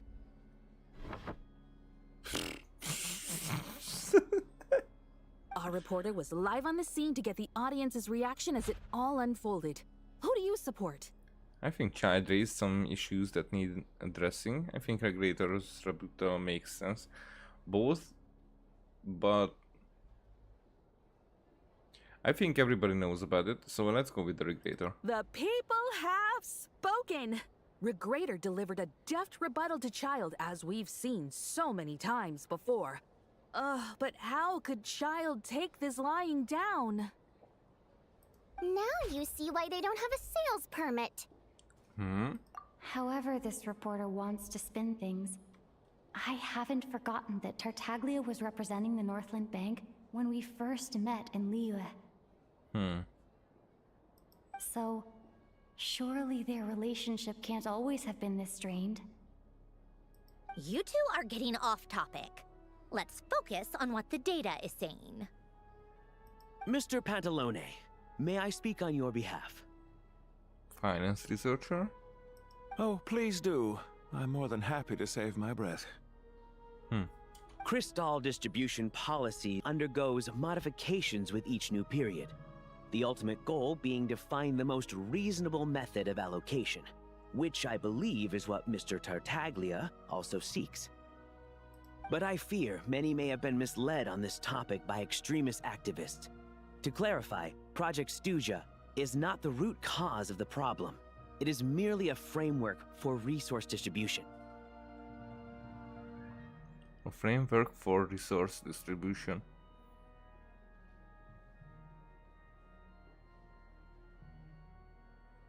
The most recent reports all point to Snezhnaya's resilience and adaptability during this period of fine-tuning, and give clear indications that a distribution framework is improving with each iteration.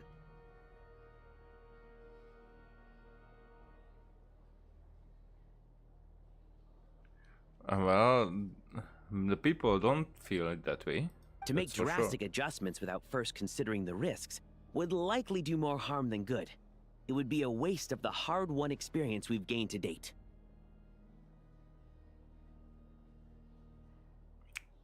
That's usually the excuse, by the way.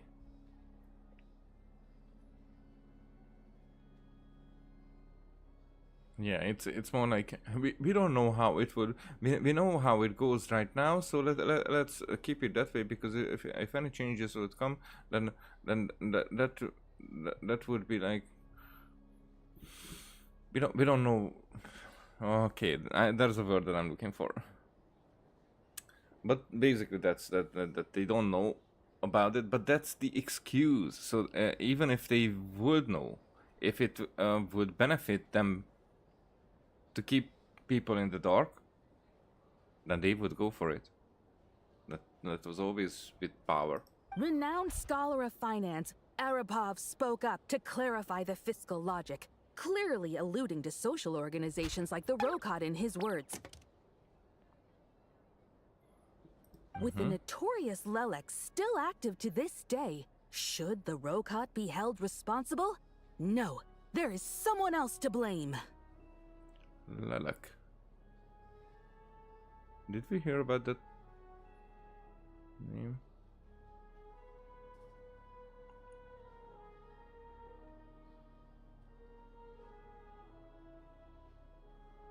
Where did you get Rokot from? And who is this Lelek? She's just rephrasing what Mr. Pantalone said. The Rokot are the critics he accuses of taking no responsibility for their actions. As for Lelek, you won't have heard of him yet. He's currently the most famous member of the Rokot. Well, more like infamous. Ending Project Snezhnaya has become an obsession for him. unlike the more decent ones among us, he believes that votes in the Vetcha are all that matter. Why do you say it out that among us? So whether it's threats, coercion, or bribery, he'll use whatever means necessary to get people to change their vote. Like basically sitting next to a ruthless reporter. Wow, there's more to the Rocket than I thought. And since we're already on the subject, what do you think of Lelek's methods? Are you for or against? I can sympathize with him. Hard to say, I suspect there's more to his story. He seems a little extreme. More to his story. Well, whatever the story is, his actions benefit us all. We stand with Lelek.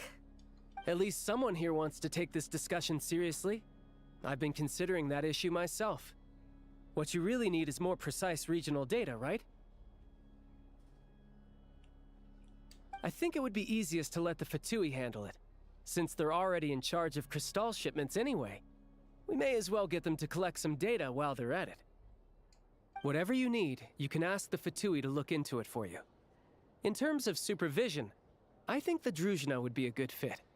I had hoped to discuss this with Miss Vesna, but sadly, she's not present. I will be happy to take a note of your suggestions and present them to Commander Vesna for a decision upon her return. The Commander has always taken a keen interest in Project Stuzha. However, given the Druzhna's demanding workload, I'm afraid it may prove difficult for them to provide any practical support.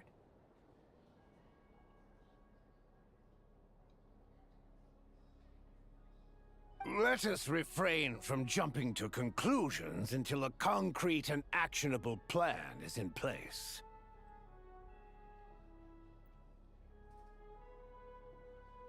But there were no conclusions, actually.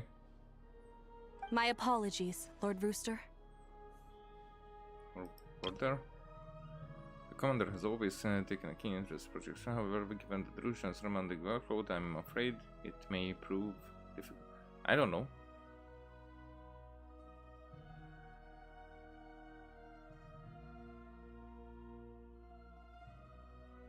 I mean, okay. Okay, I see.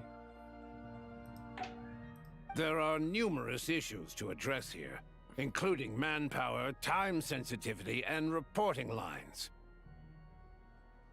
Nevertheless, I support drafting a proposal.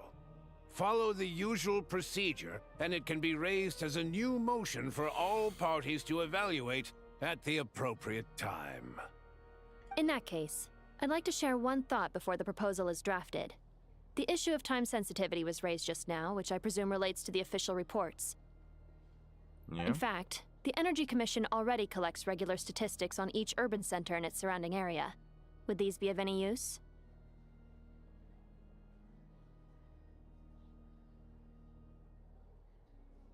That's a good idea. I read every issue of Svietlo Lydovka's report, and although my focus is mostly on the section about equipment operation, the energy consumption statistics also yield a lot of insights. Okay. Be that as it may, does no one see an issue with using local data to determine Crystal quotas? In the long term, it seems like a very risky solution. Doesn't even sound like a solution. Not if they are used purely for reference. So long as we have the report from the Northland Bank's headquarters to corroborate it, no one will be able to fool me. Very well, then. It appears that this arrangement is acceptable to all parties. Yeah, sounds good to me. The members reached a provisional consensus on the issue of improving treatment for Fatui soldiers. You notice the reporter jot down a few words before suddenly crossing everything out and starting a fresh paragraph? Today, the prima donna of the Korailievsky troupe attended a session of the Snezhnograd Vetcha in the company of a most charming young lady. The question on all our minds is, what is the true nature of their relationship? Write anything like that again, and I'm revoking your permission to interview the troupe. Got it? The remaining discussion covers everything from energy to healthcare, technology, and industry. All parties take the opportunity to express their stance on Project Stuzha.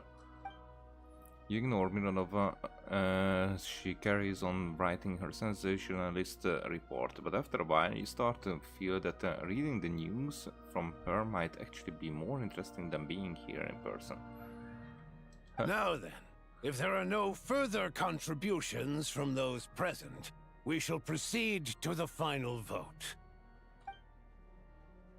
Hey, check it out! Is that Chuganov? What made him vote against? Why now?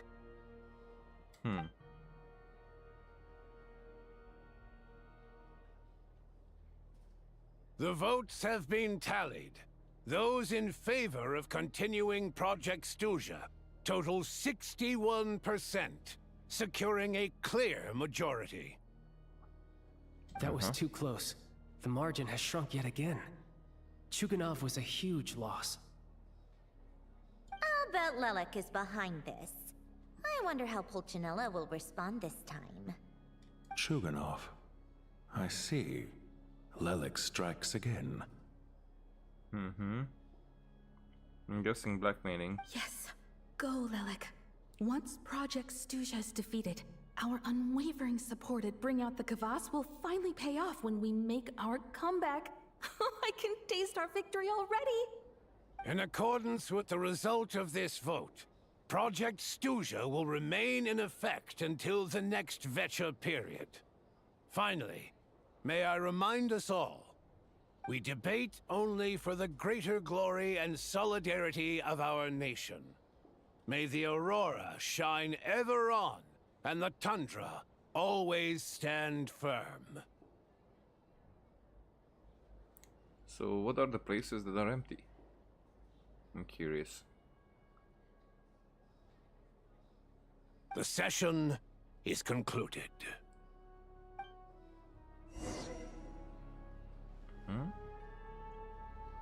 Oh. And people are gone. Can we talk to anybody?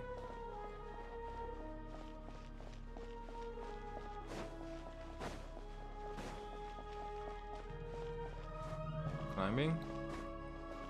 Oh, so we're inside the domain.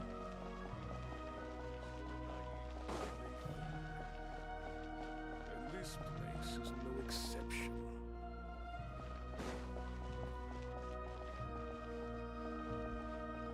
They don't allow us to sit here.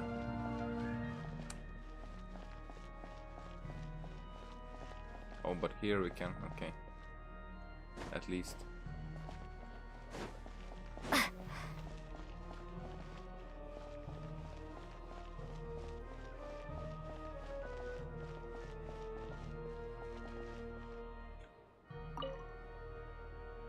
I have to say, I really wasn't expecting Chuganov to vote against Project Stuzha. Why? What's so strange about that? Well, in principle, Snezhnaya's business and political elites ought to be the ones least likely to oppose it. As we heard, Project Stuzha is basically just a resource distribution framework that requires everyone to cut back during the winter. But even if the policy got cancelled, the Tsaritsa's energy needs wouldn't suddenly go down. The extra demand from the public would have to be filled from somewhere. So logically, the factories would have to take the hit. This explains a lot. I got a letter from Mr. Mitya just before today's session. He said he's confirmed that there are issues around overtime and excessive energy consumption at the Iskra manufacturing plant. In a situation like this, once the Rooster receives the report, he'll order the factory to halt production and submit to an investigation before issuing a penalty. Oh, that's the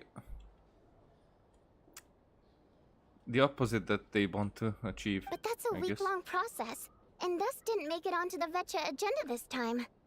I don't think he suspects anything so far. Got it. So for him, it's a choice between reducing production and stopping entirely. Exactly. And as you know, he's a very selfish person. I was originally gonna try and flip him after he received notice of the official sanctions.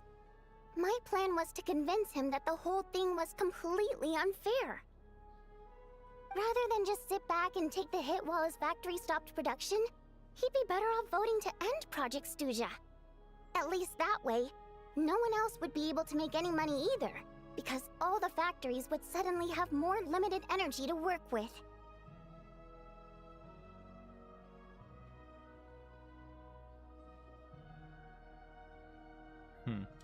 But now, he's already voted against it, which means someone must have used more forceful means to change his vote.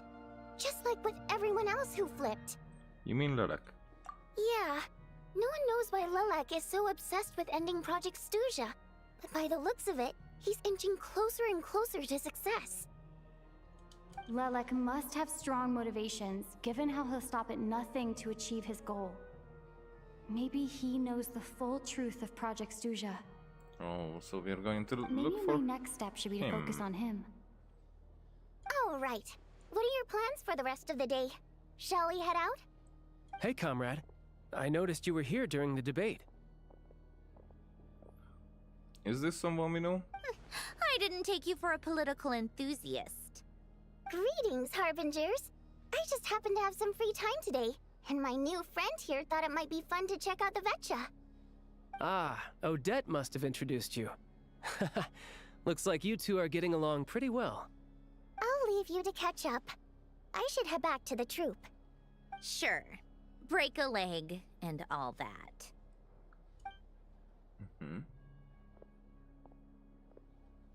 Thought it might be fun to check out the Vetcha, did you? Things are never that simple with you, Traveler. There's no way you're here for kicks and giggles. Tell me I'm wrong. I learned an interesting tidbit today. Some guy called Lilac. Oh, yeah. To some, he's a captivating enigma. To others, he's the bane of their existence.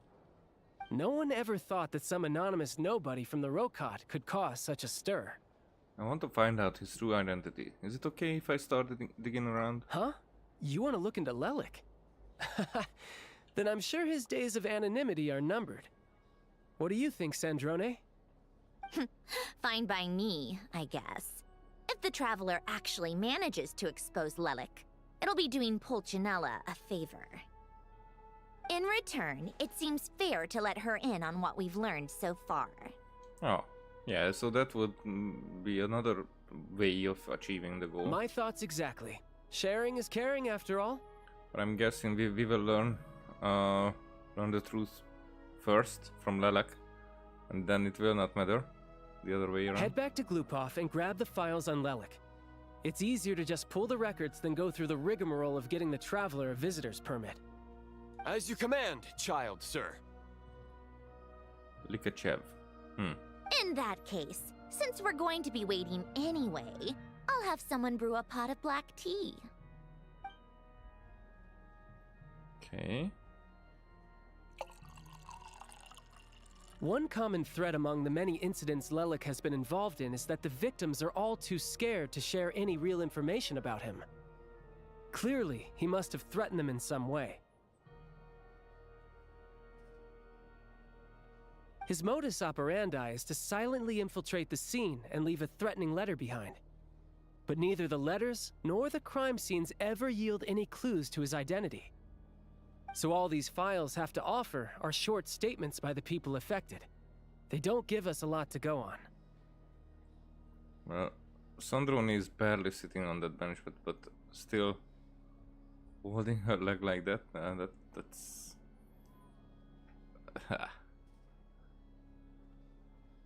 If nothing else, it shows we're dealing with a trained professional who's versed in counter-surveillance. Yes, and to that point, he often strikes in highly secure locations. The victims are high-ranking and influential people who take their personal security very seriously. Somehow, Lilac slips right into their rooms without making a sound. There's never any eyewitnesses, nor the slightest trace of a break-in. If he can get in and out undetected, it means he can strike without warning. Not that that's ever happened so far, but the thought is enough to scare these people sleepless. It's hard to believe that a human being could pull this off flawlessly every time, so they switched the focus of the investigation to Faye. Unfortunately, no one's found anything yet. Flint's comes to mind.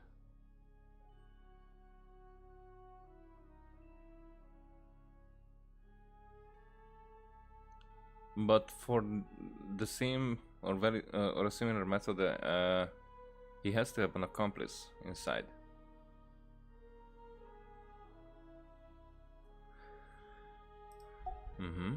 Are you saying even you couldn't pull it off? Careful. Don't underestimate me. Although, truth be told, I'd probably find it hard not to blow my cover. Direct confrontation is more my style.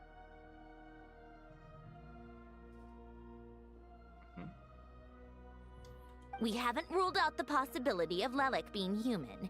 It's just, there can only be a handful of people in all of Teyvat who'd fit the profile.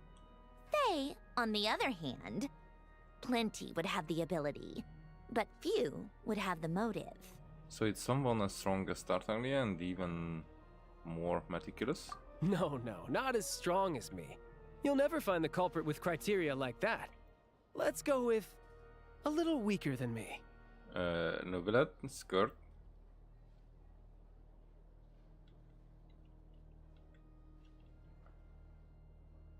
I'm guessing we're saying both of them. Oh, you hit me right where it hurts. I'll admit, he's strong and meticulous. But can we at least limit this to candidates who have something to do with Snezhnaya? She's just trying to find a reference point. Stop getting fixated on who's stronger than who. But that's the most important thing. In my opinion, anyway. Alright. Let's take it down a notch or two. How about Odette as a reference point? She's someone we all know. And I've seen her in action. Odette? Yeah, that seems about right. Her skills are solid, and she's always calm under pressure. Except she's Fatui, so the likelihood of her working against us is pretty low. But yeah, much more accurate than your previous example, at least. No, wait a moment. Maybe we should interrogate that assumption. What do you mean? Which assumption? Her Fatui identity doesn't necessarily exonerate her. And when you think about it, the Rokot would be precisely what she needs to conceal her identity.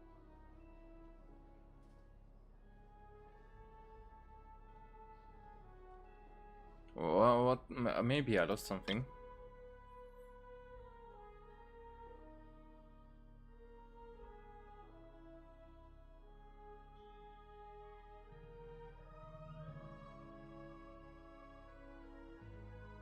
If you would have the motive.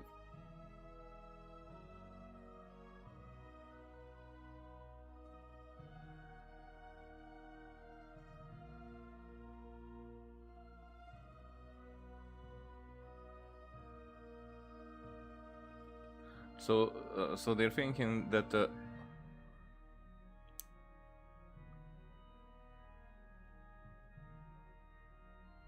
what's the word?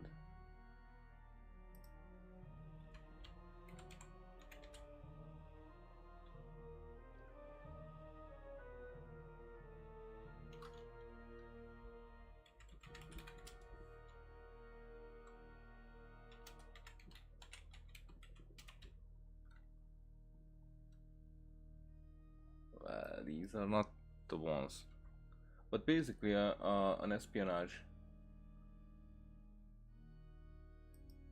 double agent is what I'm thinking about, and that I'm thinking about that's what they are thinking about. Plus, she wouldn't need to be such a pro at covering her tracks. She'd already know where the Fatui will be and when, so she could choose the perfect time to act. Oh, yikes. I was just thinking out loud. Why is this starting to sound like such a convincing theory? Still, what reason could Odette possibly have for trying to call off Project Stuzha? Arlecchino would be the best person to ask. She knows Odette best. Unfortunately, she isn't back yet. So she was at the House of the Heart. Rosaline used to open up to her in private about her struggles with Odette. Oh, or that way. As I'm sure you can imagine, Arlecchino is quite a lot better with children than Rosaline was. She gave her some tips on how to handle the situation, and Rosaline managed to reach a settlement with Odette before leaving. So I suppose there were at least no lifelong regrets left behind. Beyond that, I don't know the details about that side of things. But I do know that Odette definitely has a motive to hold a grudge against Project Stuzha. The reason being, her father passed away during the early stages of the project. Oh, okay, so not House of the Heart because of that. That was back before it had been named Project Stuzha, when things were still being worked out. But in essence, it's remained the same ever since. Huh.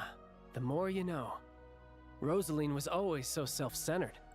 I never understood why she started paying so much attention to Odette. Oh, even you didn't know about this? Is that such a surprise? If you cast your mind back, you may remember that Rosaline and I weren't exactly close. We had tea together a few times, but that was about it. Odette's past is no secret. Her father was a Fatus and her mother was a very famous ballerina. On the surface, it looks like she followed right in her parents' footsteps. But the truth is quite a different story. After her father passed away on a mission, her mother was overcome with grief. She broke her leg during a performance and could never dance again. Odette was only interested in ballet at the time, but this tragedy left the family with both breadwinners gone. They could barely make ends meet. Per Capitano's policy, family members of Fatui who died in the line of duty had to be appropriately accommodated and provided with adequate assistance. That sounds like Capitano. So, regardless of how Rosaline may have felt about it, it fell to her to resolve the issue of Odette's family's livelihood. In the end, the solution they agreed upon was to have Odette join the Fatui. Right, because the alternative would have been a one-off compensation payment, I guess. In that sense, joining up was definitely the better option. Financially? Still, she must have had mixed feelings about it, right? If she doesn't even like the Fatui. It's just a theory. A possibility. But as a motive for Odette to become Lelik, it holds up.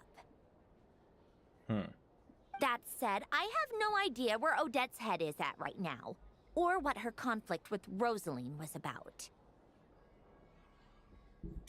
Plenty of people were on bad terms with Rosaline. I have no intention of trying to figure it all out.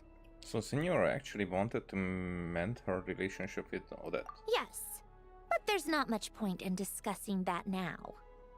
Yeah, back to Lelik. Since our investigations so far have turned up next to nothing, we've got nothing to lose by trying a new angle. Funnily enough, Tonya and I had actually made plans to go to the theater tomorrow to watch Odette's rehearsal. Unfortunately, thanks to this Lelik situation, I'll be stuck working overtime again. Which means you can go in my place. No point wasting the ticket. Plus, you'll get to meet Tonya. Oh, finally. What's the rehearsal for? Spirit Seeker. Quite the classic ballet. It was passed down through Odette's mother's family for generations, though it hasn't been performed in years.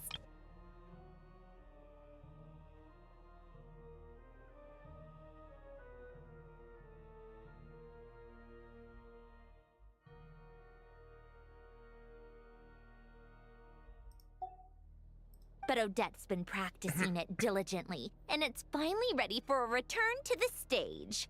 Excitement is through the roof. Tickets for the official performance sold out long ago. Tonya's excited for it too. She's desperate to see it no matter what. Personally, it's not really my kind of thing, but since she's my little sister, I had to figure something out. I've actually seen it several times before. The story's pretty straightforward. The lead character follows a trail of clues left behind by a spirit, gradually recovering her memories along the way. Oh. Oh, okay. Sounds more related than I thought. It's a tale of love and regret. So not exactly reinventing the wheel, at least by today's standards. But when that classic melody kicks in and the lead character begins to dance, it always gets me. It really is beautiful. Not an easy dance to do justice to, though. I know it's always been Odette's dream to perform this piece, but I'm not sure she's really ready. Well, maybe it's not on you? In that case, I think that even if she is Lelik, we should wait until her performance is over before we respond. I'll let you take it from here, comrade. I don't think that she is. But I do think that she works for Lelik.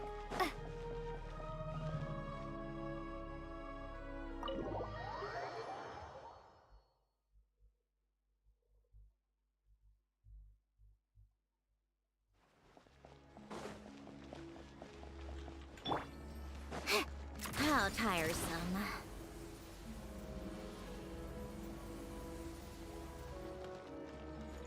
Come on, keep up.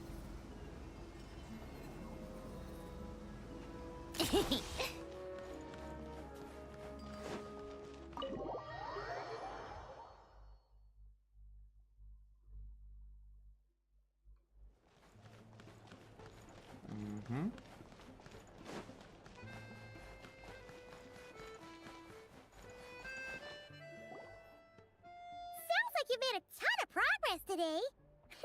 It's good that everything's going so smoothly. Next step is to head back to the theater and get a clear answer from Odette. It could be easier said than done, even if she's the one. She won't necessarily admit it. Either way, Paimon doesn't get the sense that she's a bad person. Sure, she might have done some pretty extreme things, but Paimon bet she has her reasons. Also, I'm quite surprised that they were like, okay. I mean that the traveler was like that it might be Odette. So I thought that okay, she's gonna go after Lilac, but to accuse her, I mean to accuse Odette, even if she's right, it could be counterproductive. So because if we get to Lilac,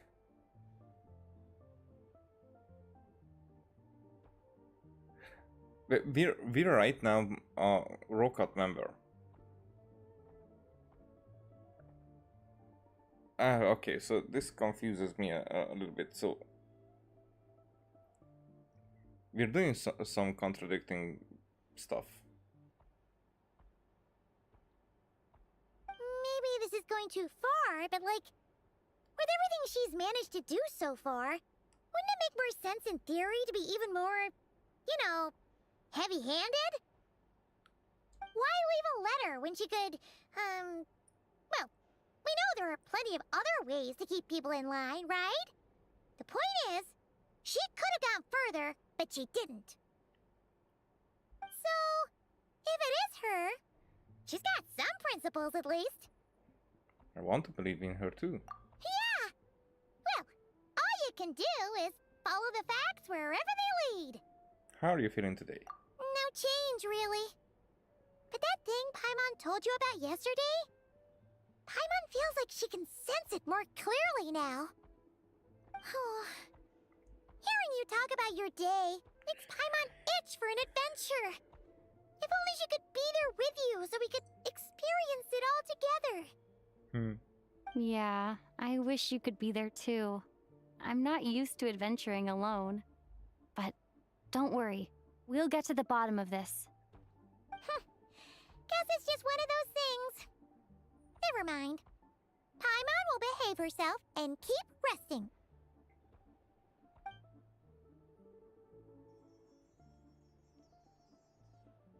If Odette is Lelek, she may well have inside information on Project Stuja. Her father was involved with the project's early implementation and tragically died in the process. Now, she's dedicated herself to bringing it to an end. We don't know that. It's hard to imagine she could have gotten this far without knowing anything at all about the Tsaritsa's true intentions.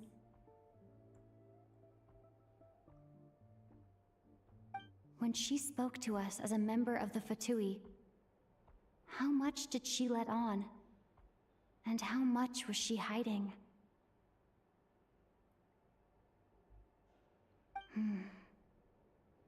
Only time will tell. Maybe tomorrow everything will be answered. Hey look! It's snowing! Could be a tough day ahead. Make sure you wrap up warm tomorrow.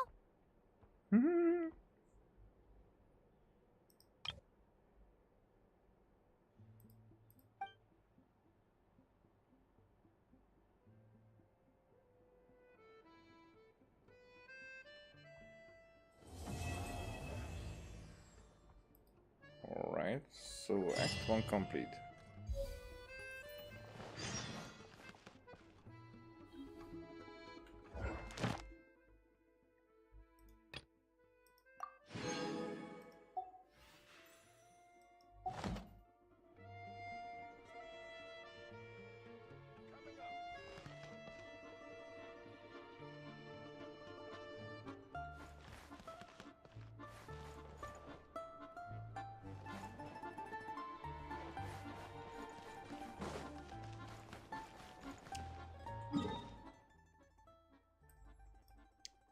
Just curious.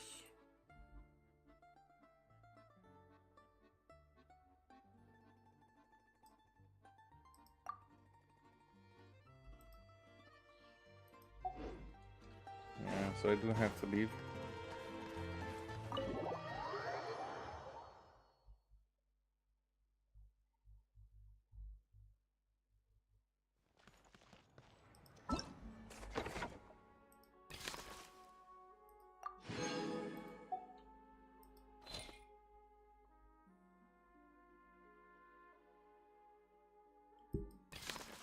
It's an art that used to be a soul.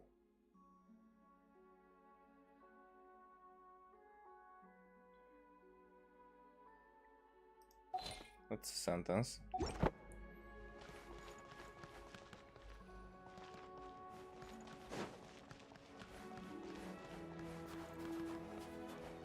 So I would... Thing is that I would like to do some stuff. Okay, how would I be able to get up there? From the palace?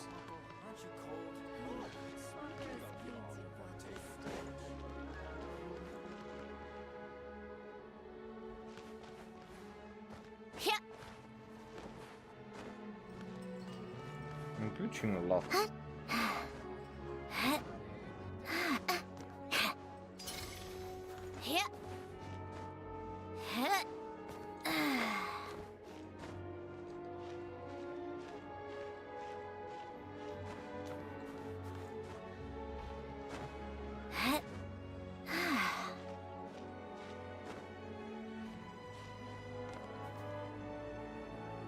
That's not enough.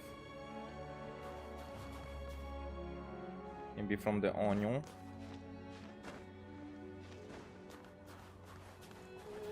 And now the question is going to be... Yeah, we're unable to go higher.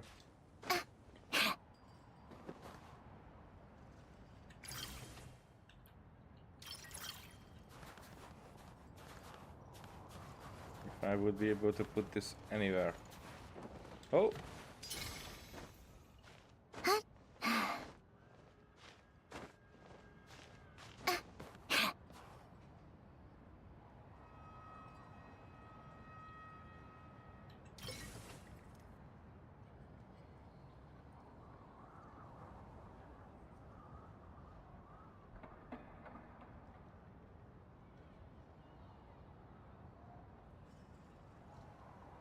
It's about time we threw another tea party, don't you think?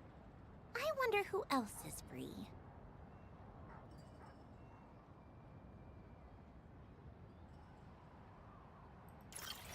Well, I guess this is the best that I can do.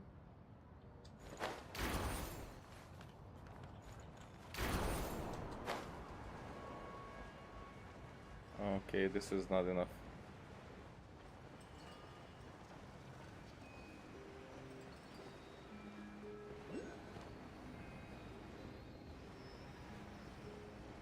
Yeah, that didn't work.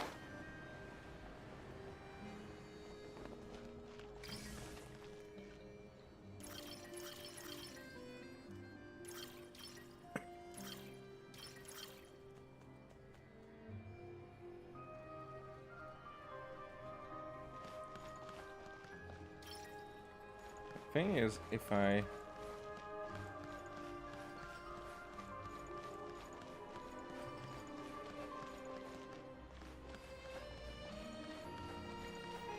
that thing is too far, so it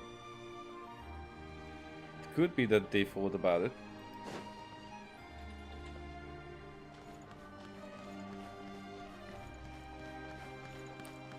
From there it would be way too easy. But why not? Let's go up there.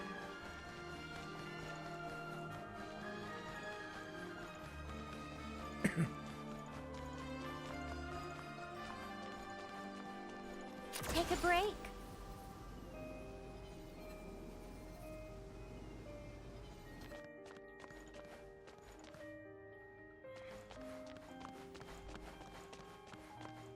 How tiresome. Pick up the pace. It's faster if I'm not running. Okay, this will take some time.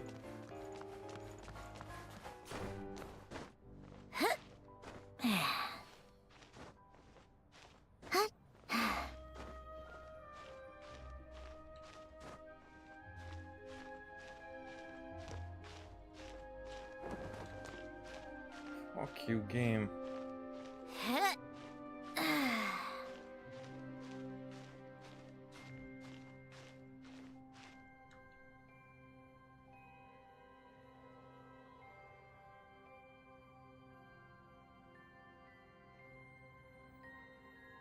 Alright.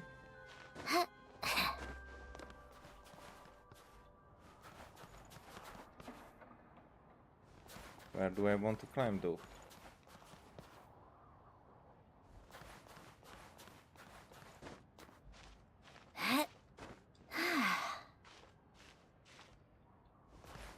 Nope.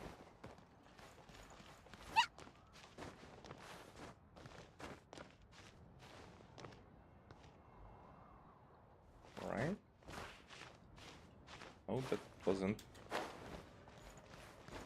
Now it's alright.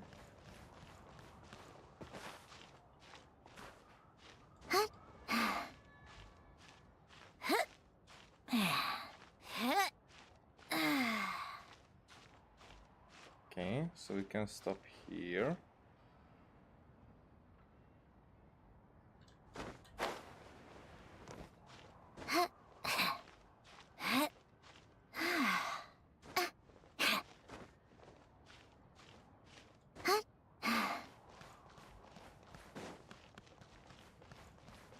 Cryo cruise, okay, I get it, but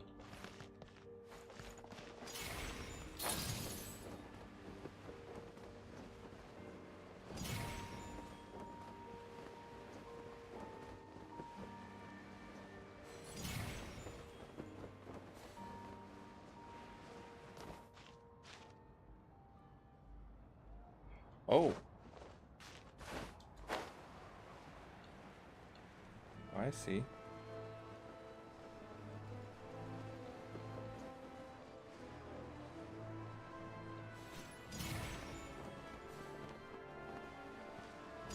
There.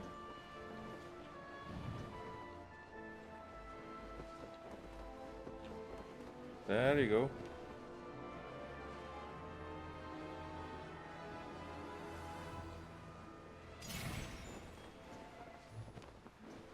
Now we're at the right height.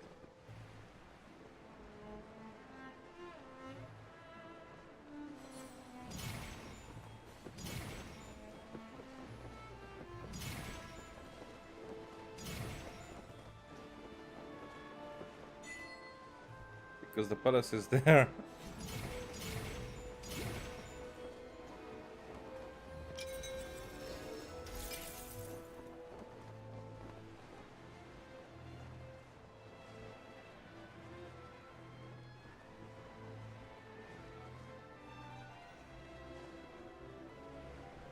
I guess they just knew.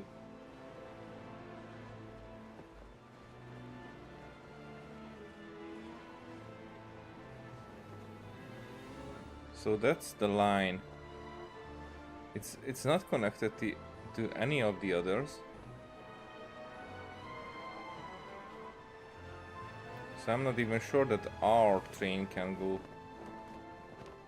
there.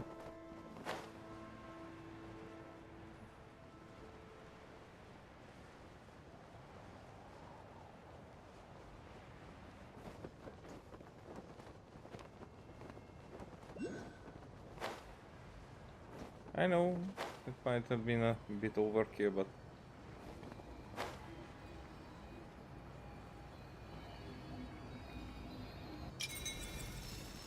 still, we got it. Okay, let's get to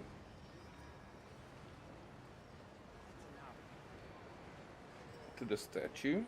Let's see how far we can upgrade.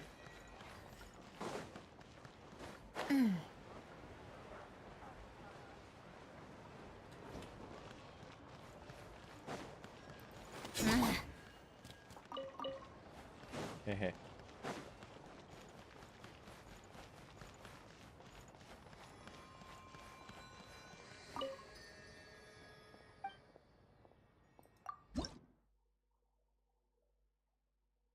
Oh. Offer 22.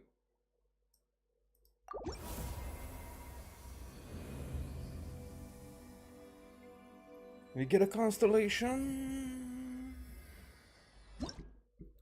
Constellation. I mean, I think we get the constellation, right?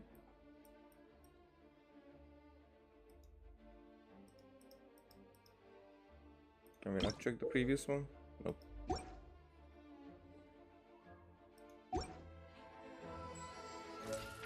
Yeah. 100 primos.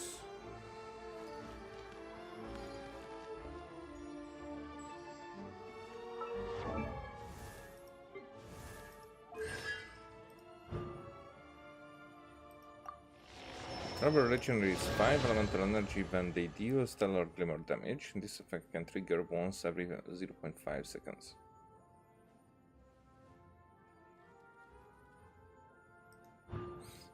The active character's elemental mastery is increased by 60 for 5 seconds when an opponent is hit by an ice crystal fired by the elemental skill Ice from Piercer. Additionally, when a character affected by the aforementioned effect triggers a stellar glimmer reaction or the stellar glimmer reaction damage, the elemental mastery boost described above will be increased to 150 for its duration.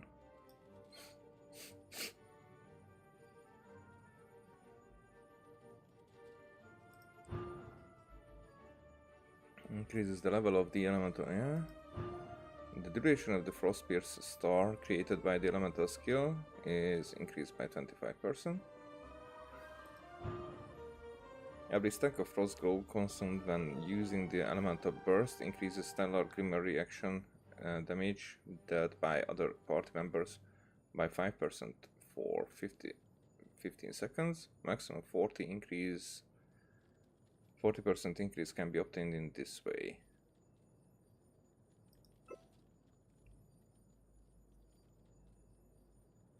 The following special effect is granted when an ice crystal from a Frostpierce star generated by the Traveler hits an opponent, or when the Traveler unleashes a charge attack, freezing ice, after unlocking the talent Foreign Permafrost, max 8 stacks. That's a lot. Unleashing the elemental burst consumes all of the Traveler's Frost Glow stacks to increase the damage dealt by the current elemental burst. If 8 stacks are consumed, the number of strikes in the elemental burst is also increased.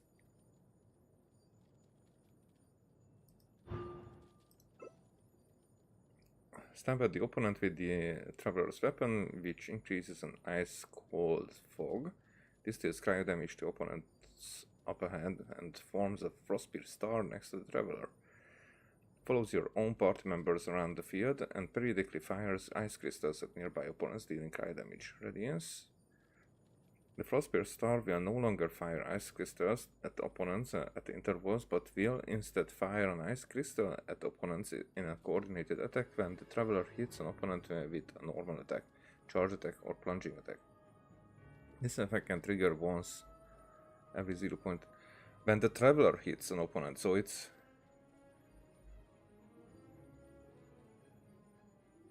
follows your own party members around, but Radiance is for the Traveler.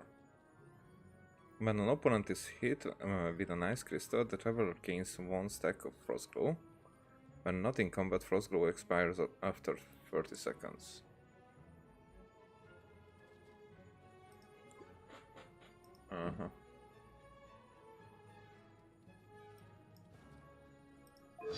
Oh, so...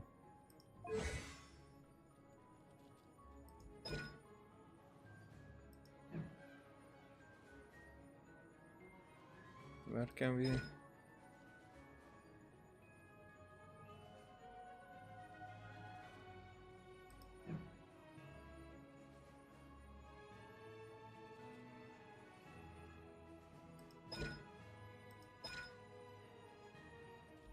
Where can we see what we got from...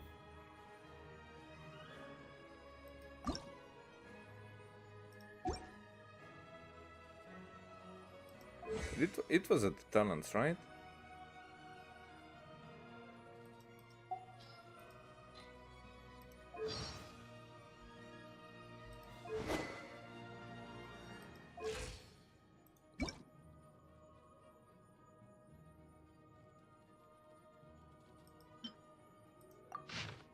That's just a description, yeah.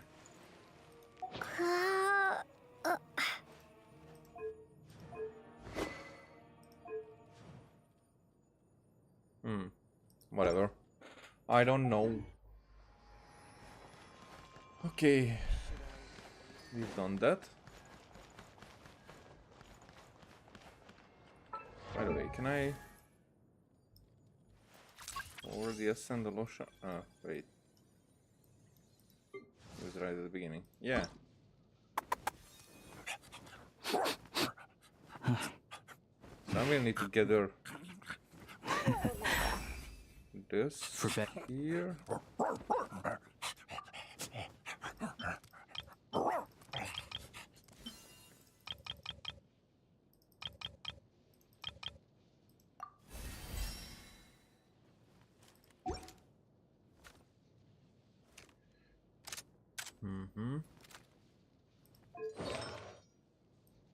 Yeah, I should get artifacts for him.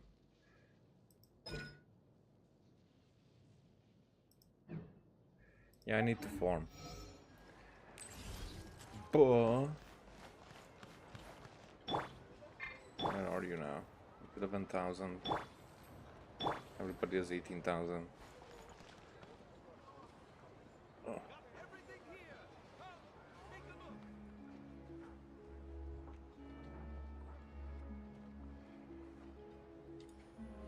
So should we? Oh, it's pretty close. I'm curious about the beginning of this, but I barely have a little time. I have to work tomorrow, and today did not work out the way I For more snow damselettes.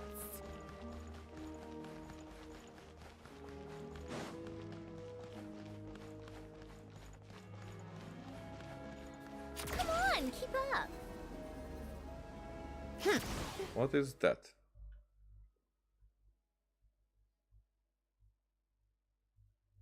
Huh?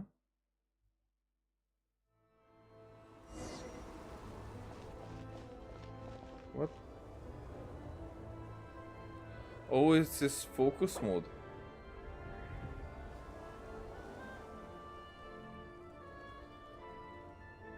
But we will get the when it was saved.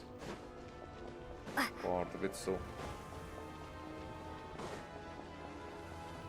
the previous one wasn't a focus mode like that.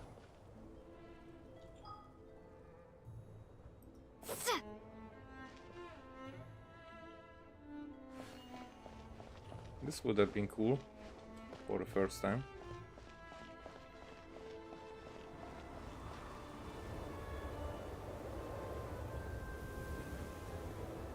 Ooh, it sure is cold today. I wonder how much heavier the snow's gonna get. Here to see Odette? I just need to see your tickets for the preview. Yeah. Perfect. Thank you.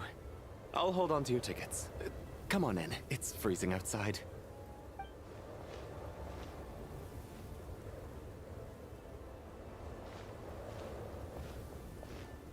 That's something ominous.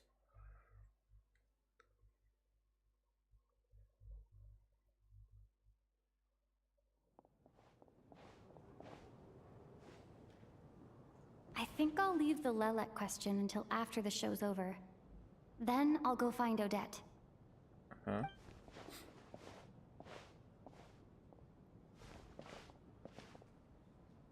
Child said he was originally going to come with Tonya. So I'm guessing Tonya's already here somewhere. Is there anyone here who looks like a Tonya? Let's see. It's a small audience. Makes sense for a preview. But wait, Mitya and Valerie I and do see some familiar faces. the Chuhukohov is sitting there as well. Mr. Chuganov's back again by the looks of it. Oh, and is that Mitya? And that Fatui officer, Valeri. Guess he must be playing cat and mouse with Mitya again.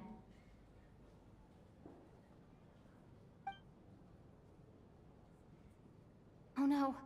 It looks like the show's starting, and I still haven't found Tonya. Never mind. I'll just have to take a seat for now and see if I can catch her afterwards. We're gonna miss Tonya.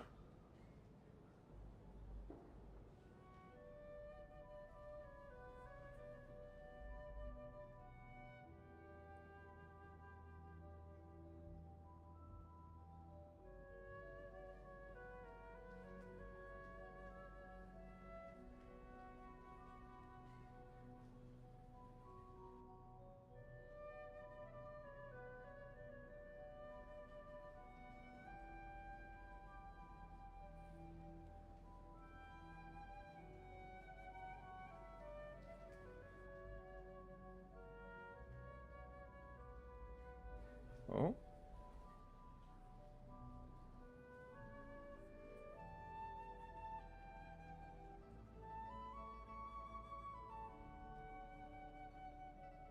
What?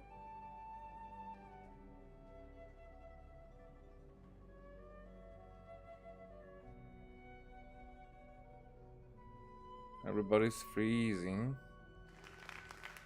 But that freeze will be like a...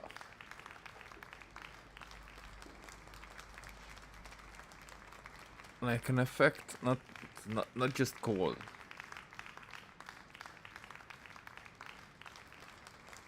Hello, members of the audience. I'm a staff member here at the theater. Today's performance was a very special one for us, as it marks the first attempt in a long time to revive the classic Snezhnayan ballet, Spirit Seeker.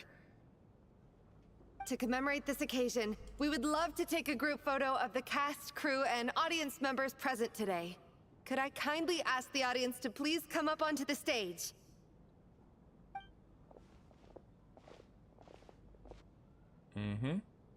All right, everyone, huddle in a little more. Oh, now, there's Tonya. Look at the camera. 1, 2, 3. Freezing something in time, huh? So that's definitely Tonya.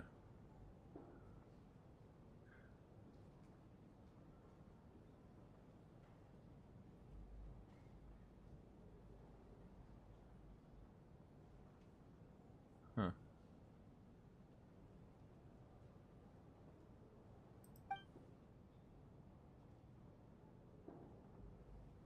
Are you quite satisfied, Mr. Energy Scientist?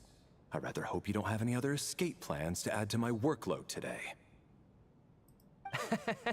What are you talking about, Sarge? This was simply my way of inviting you to watch Miss Odette's new show with me. And wasn't the performance spectacular?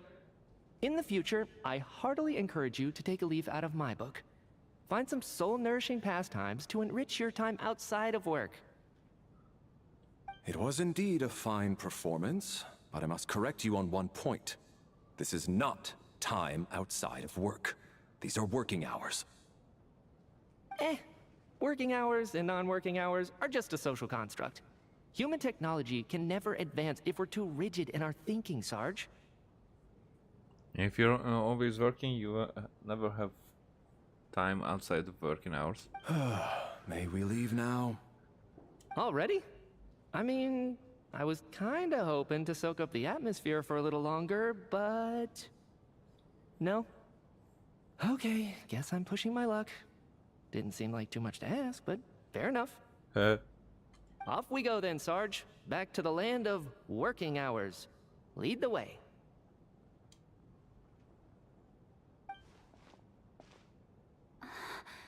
That has to be her.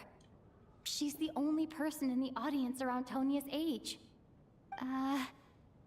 Excuse me? Are you Tonia? Huh? Yeah, she is. Your brother's busy today, so I took his ticket. Don't worry about him. He's fine. Oh, okay. Sorry for the trouble. Uh-oh. What's wrong? Are you sick? No, I'm fine. It's nothing. Maybe she caught a cold on the way here because of the weather?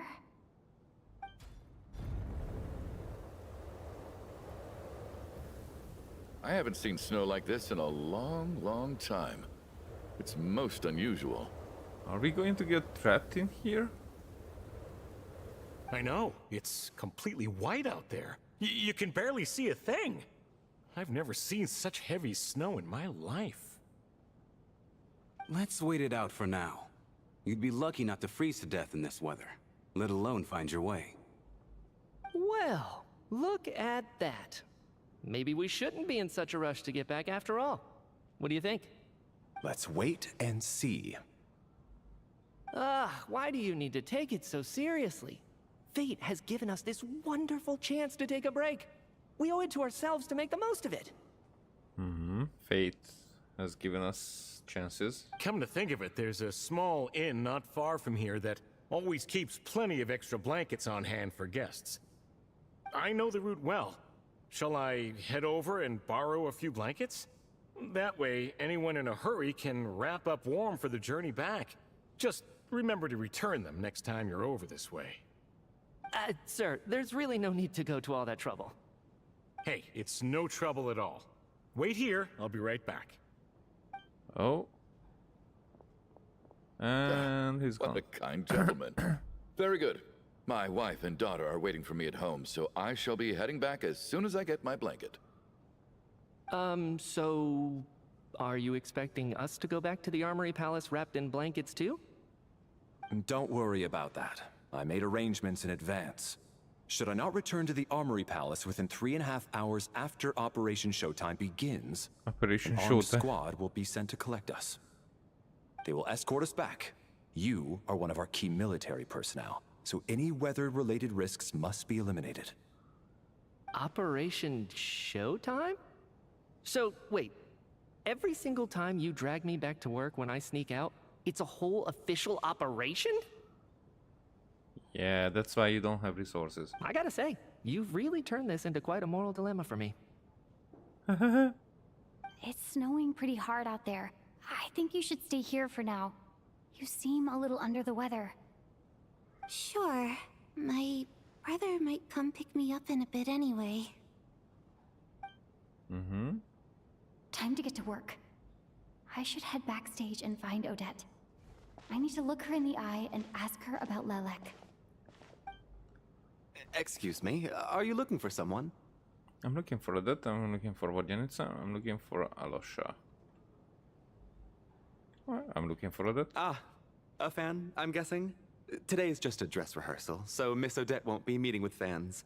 She's taking a well-earned rest right now. Sorry, but that area is currently off limits to everyone except the cast and crew. Huh. Bad timing, I guess. Well, I might as well stick around. I doubt Odette will be leaving before the snow lets up in any case. An hour goes by, but the snowstorm shows no signs of stopping. What happened to the gentleman who went to fetch the blankets? How has he still not returned? I was thinking the same thing. It's still snowing very hard. Do you think something might have happened to him? Yeah, probably. Whatever the reason for his delay, I must say I hate nothing more than people who make empty promises and fail to deliver. Oh, yeah. Whenever it happens to you, then it's just alright, but if it happens for others? Well, I have to treat my employees like that on occasion, but that's different. Yeah. Of course it's different. You seem anxious, Mr. Valeri. It's been nearly 4 hours since I left the armory. The army should have arrived to extract us by now. They know how much I despise tardiness and disrupted plans. There's simply no reason that they shouldn't have shown up by now, barring exceptional circumstances. Surely a snowstorm like this one counts as such. Few things in this world can stop the Snezhnayan army, Mr. Mitya. And a snowstorm is certainly not one of them. Yeah, nobody would expect it, especially because they live their life that way. Practically. Why don't you go out and take a look? They might be right outside, waiting for your orders before they dare come in. An absurd hypothesis. I have no intention of leaving your side for even a moment until I have escorted you back to the Armory Palace. This doesn't look like an ordinary snowstorm to me. Yeah, I'm sure that it isn't. That guy who left earlier. It looked like he just vanished into thin air. Either that, or my eyes were playing tricks on me. A man-eating snowstorm? Come on. Night hasn't even fallen yet. Spare us the ghost stories. Mm-hmm.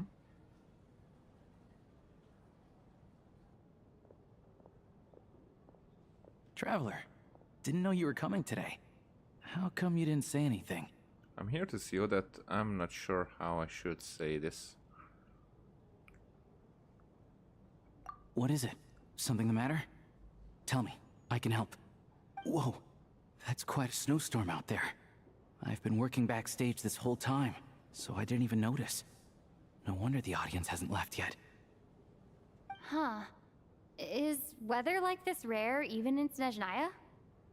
Yeah, snow like this. I'm sure I've seen it out in the wild before, but never in the city. Actually, I take that back. I don't think I've seen snow this bad even in the wild. This is something else. It's not normal. If even Alosha thinks snow like this isn't normal, could it have anything to do with that monster people have been talking about? We can't stay cooped up here forever. Someone needs to go out and take a look. Should I go with you? Maybe the monster has come closer to the city? No need. I have plenty of experience with snowstorms. Besides, I work here while you're an audience member. I should be the one to do it. Huh?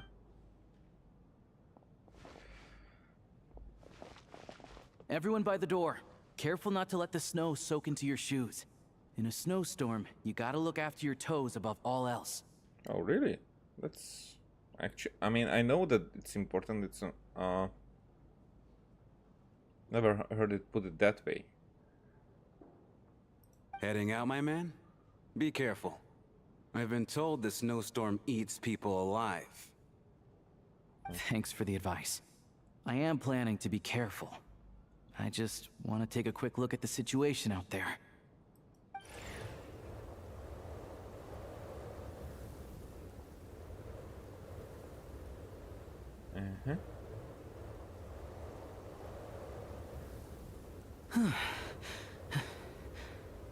He's back! He's back! How was it? What's going on out there? Did you see any soldiers patrolling the area? Something about this storm isn't right. There's no one out there. I didn't see a single soul. And something in the air gives me the creeps. This isn't your average snowstorm. I suspect it might be related to recent events in our nation. I strongly advise everyone to stay here until the snow dies down. Are you serious? So all of us are trapped here now? That sounds a little far-fetched to me. Okay, then go. You want to go outside and see? I, for one, am not risking my neck in that weather. This just turned from a minor delay into a major hassle. We can only hope that our friend who went to fetch the blankets just ditched us and went home. We can only hope that... well, basically, but stayed at the inn that he was talking about, but because I think he was lucky if he got Is there. it really that even. bad? But my daughter, I won't be able to read her a bedtime story tonight. Oh. Huh? What are you all still doing here? Whoa! It's snowing hard. The cast and crew from backstage are quickly brought up to date So now we're with the stuck situation. here? Oh, this is terrible. Luckily, it was just a dress rehearsal today, so there aren't too many people here. On the bright side, the theater's always well stocked with supplies. If the snow still doesn't let up as we get into the evening, you can spend the night here, everyone. At least, I assume that's all right? Odette? Fine by me. This seems like a sensible backup plan under the circumstances. My thanks to the theater for being so accommodating. But they still didn't close the door. What are you staring outside and praying for, my man? You anxious to get home too? Oh, Your Majesty the Tsaritsa, I beg you, please do not let tonight's snowstorm stop. Huh? This is a golden opportunity to spend the night under the same roof as the two top stars in all of Snezhnaya. It's a once-in-a-lifetime experience. Oh, really? I think I've changed my mind. That was Sir, creepy. If you so much as look at us funny, you'll be seeing stars in a whole other way. Behave yourself, or you'll be begging for that blizzard. It's getting colder. We need to keep the indoor temperature up. Close the door and lock it tight. Let's head somewhere warmer.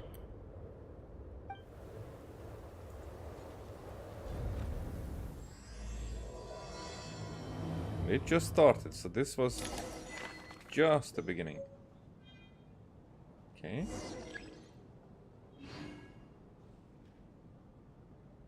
Oh. So I can't see what's going on.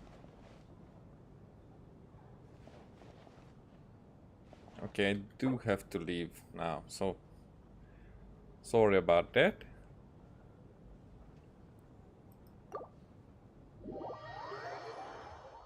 We will return later on.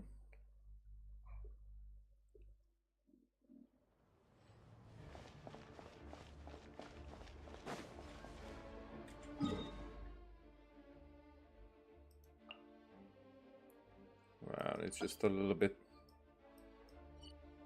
later. I don't even know.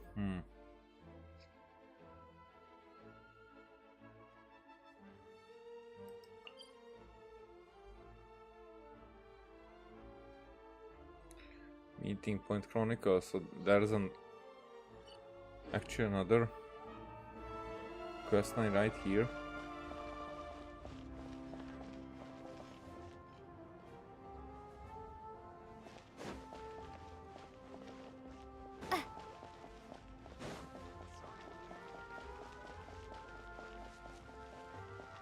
All insider tickets.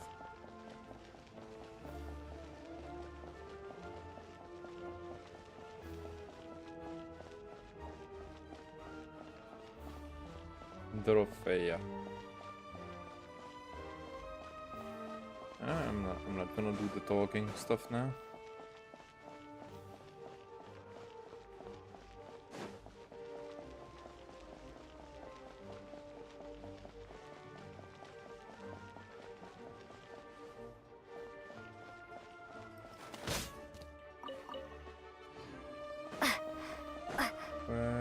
was the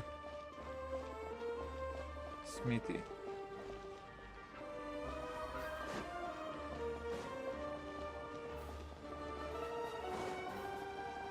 Maybe there?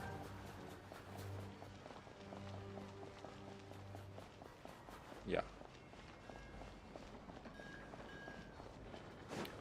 So let me see how I am with the blueprints.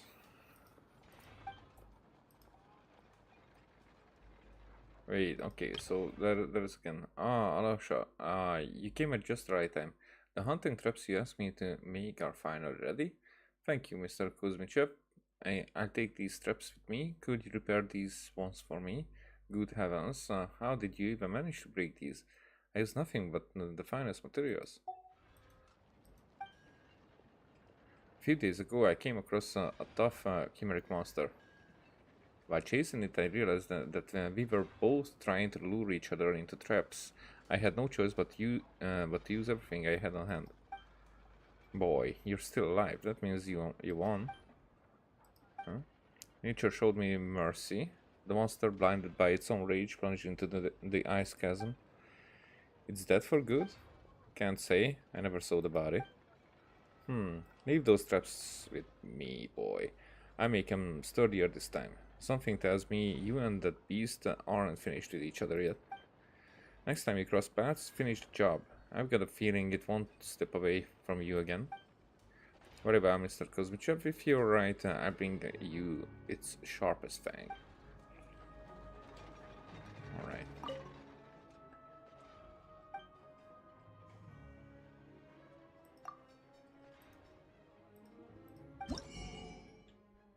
Okay, so I have... This is the only stuff that I don't have enough.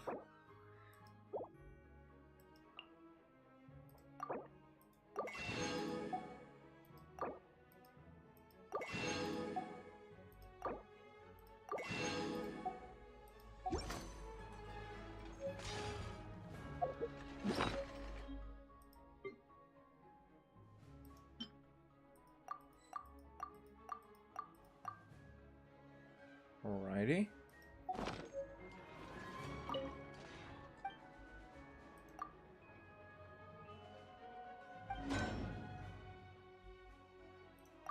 Oh. And here we have new sword.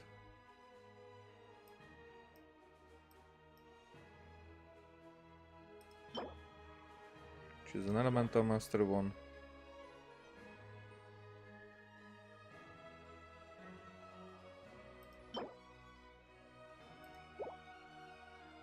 Let's make one. This one is a defense bow, which is strange. Still, I want to have one of each. And the claymore.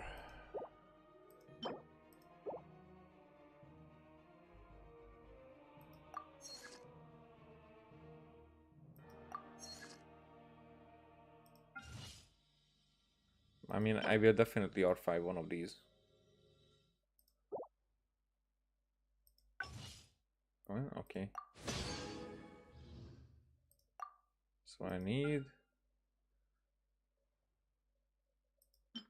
3 more. Okay.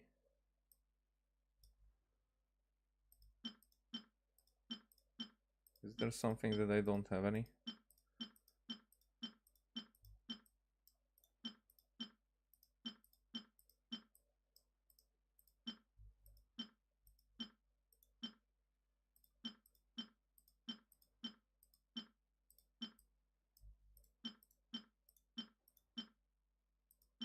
Okay. I do have... Oh, maybe.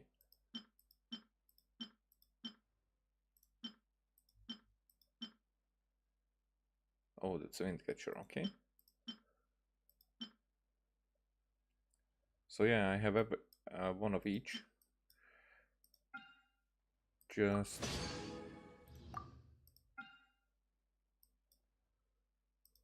Not all of them leveled up.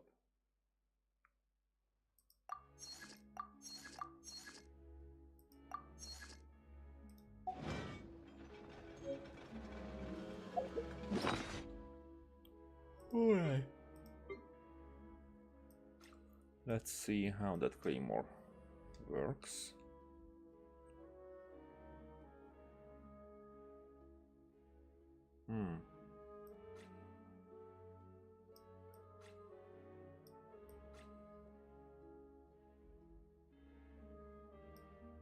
Who else wields this?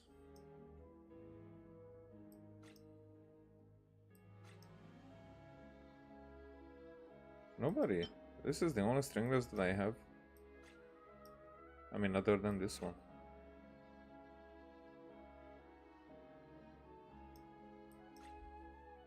Huh. Whatever. Here, this is what I need.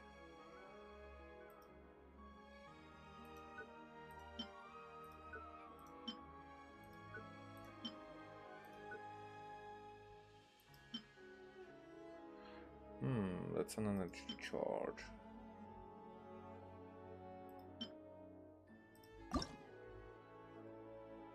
Whoa.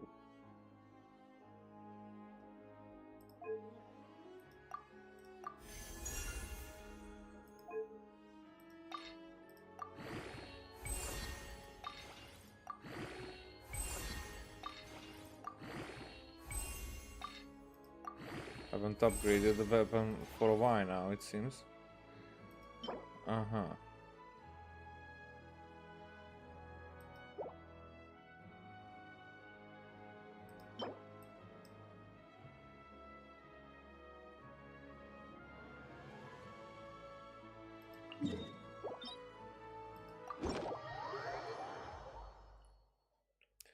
Well, this is basically the best thing that I can use my...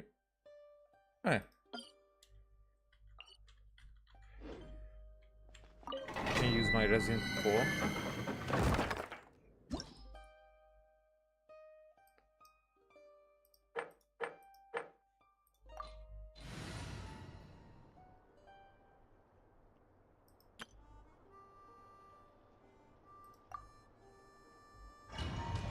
I want to deal with them quickly.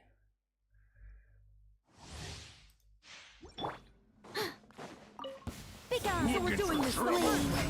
3 moons converge. Inazuma shines eternal.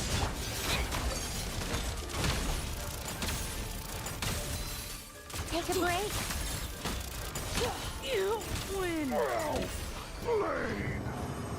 How tiresome. Pick up the pace.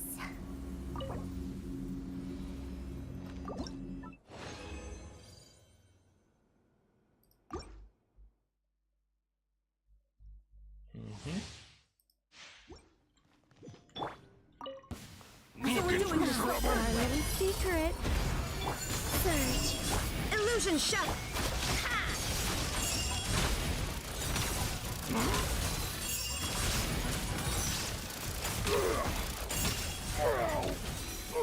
Take a break. You win this one. Okay.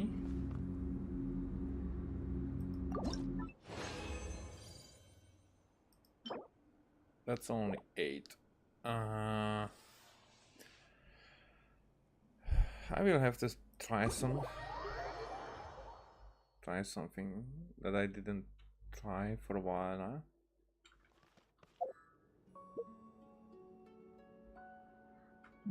But I cannot do it here.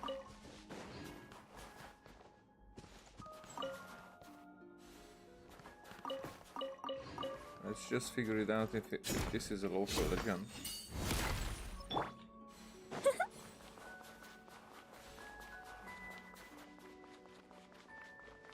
So we're doing this the hard way. Shine down.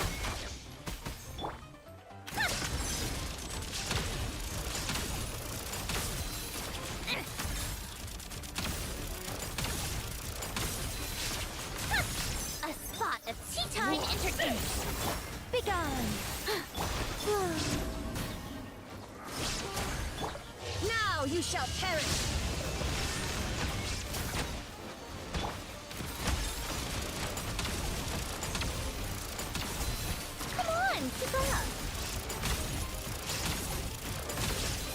Take a break. Heaven's will made mine. A moonlit night for all. There is no Where are you at?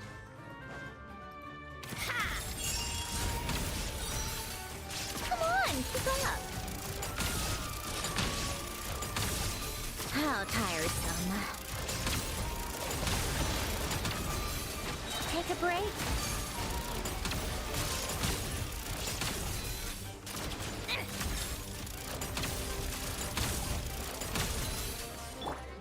Such defiance. Inazuma shines eternal.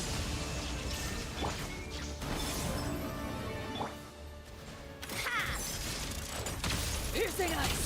Fly! Come on, keep up. How? Take a break. How tiresome.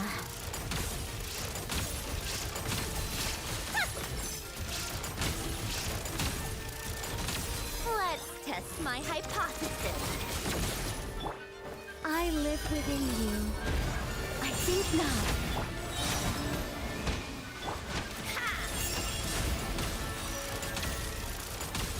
Come on, keep up. How tiresome. Take a break. Such defiance. Wane, 3 moons converge. Now you shall perish. Shine down.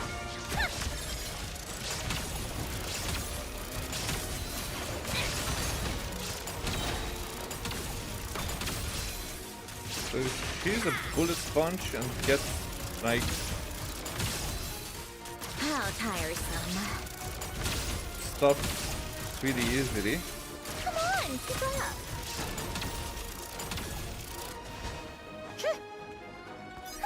What a joke. I think not.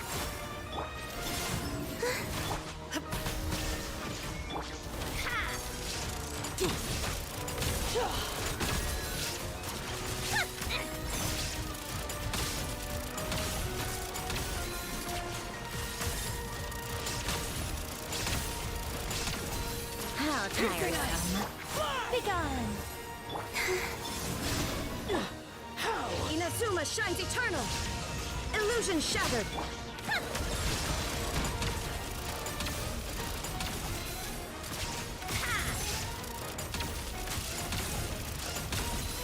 Come on, keep up. Take a break. Let's test my hypothesis.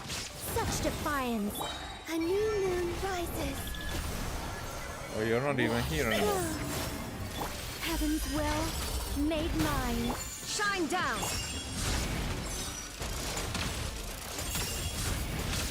Come on, keep up. How tiresome. Come on, keep up. I think not. Surge. There is no escape.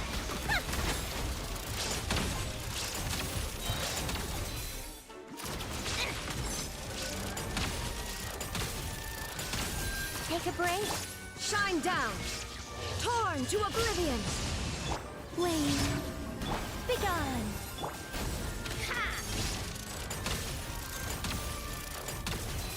How tiresome. Take a break.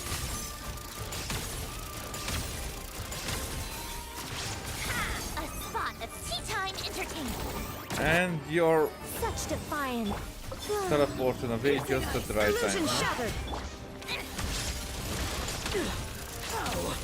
How tiresome. Come on, keep up. How tiresome. Now you shall perish. You win this one.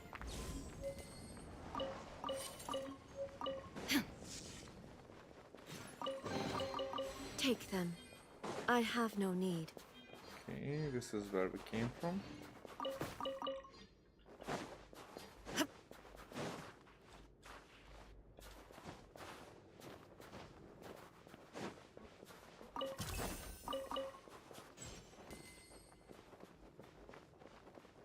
There are some lushy guys around here.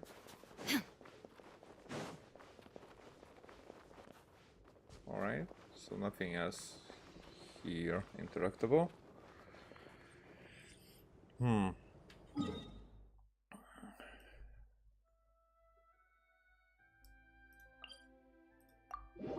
Go to the train.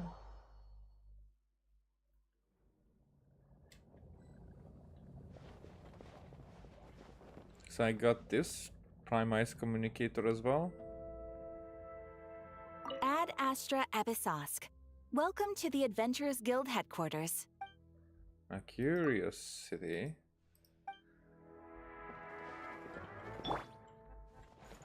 Welcome to the Adventurers Guild, my lady. Is there something I can help you with? So this works as well. Check this. And I did all three. Destroy the hindering roots growing on the ground and to interrupt him furious before she can unleash her arrow shower. The ground to interrupt furious while she is burrowing. So I did all.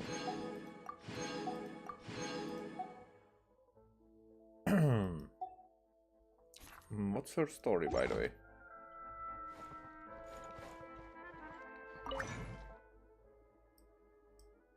So here with the trumpets. No, I don't want bonus production this time. I want to get lucky. Ah. Oh, by the way, that wouldn't have worked because I needed... Oh. I'm stupid. Oh crap, I f***ed it up pretty... but whatever. There are stuff to spend my resin on in the next few days. Okay, what here?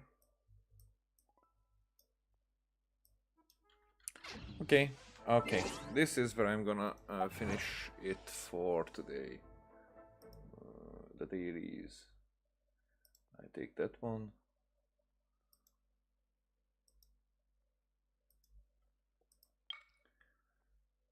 Reach the highest point. Of course I did that. Companion's invitation to join. Yeah.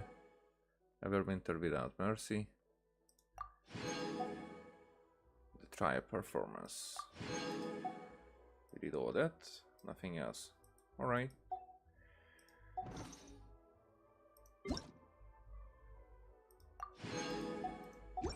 Oil lab and the Miliostra. I don't care about that.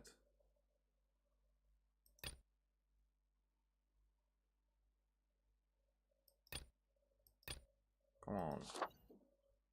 Let me get rid of the exclamation marks, please.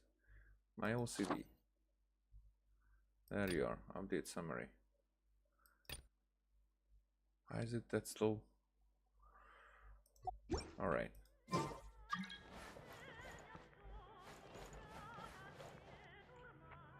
Okay. So, thank you for watching. See you next time. Bye.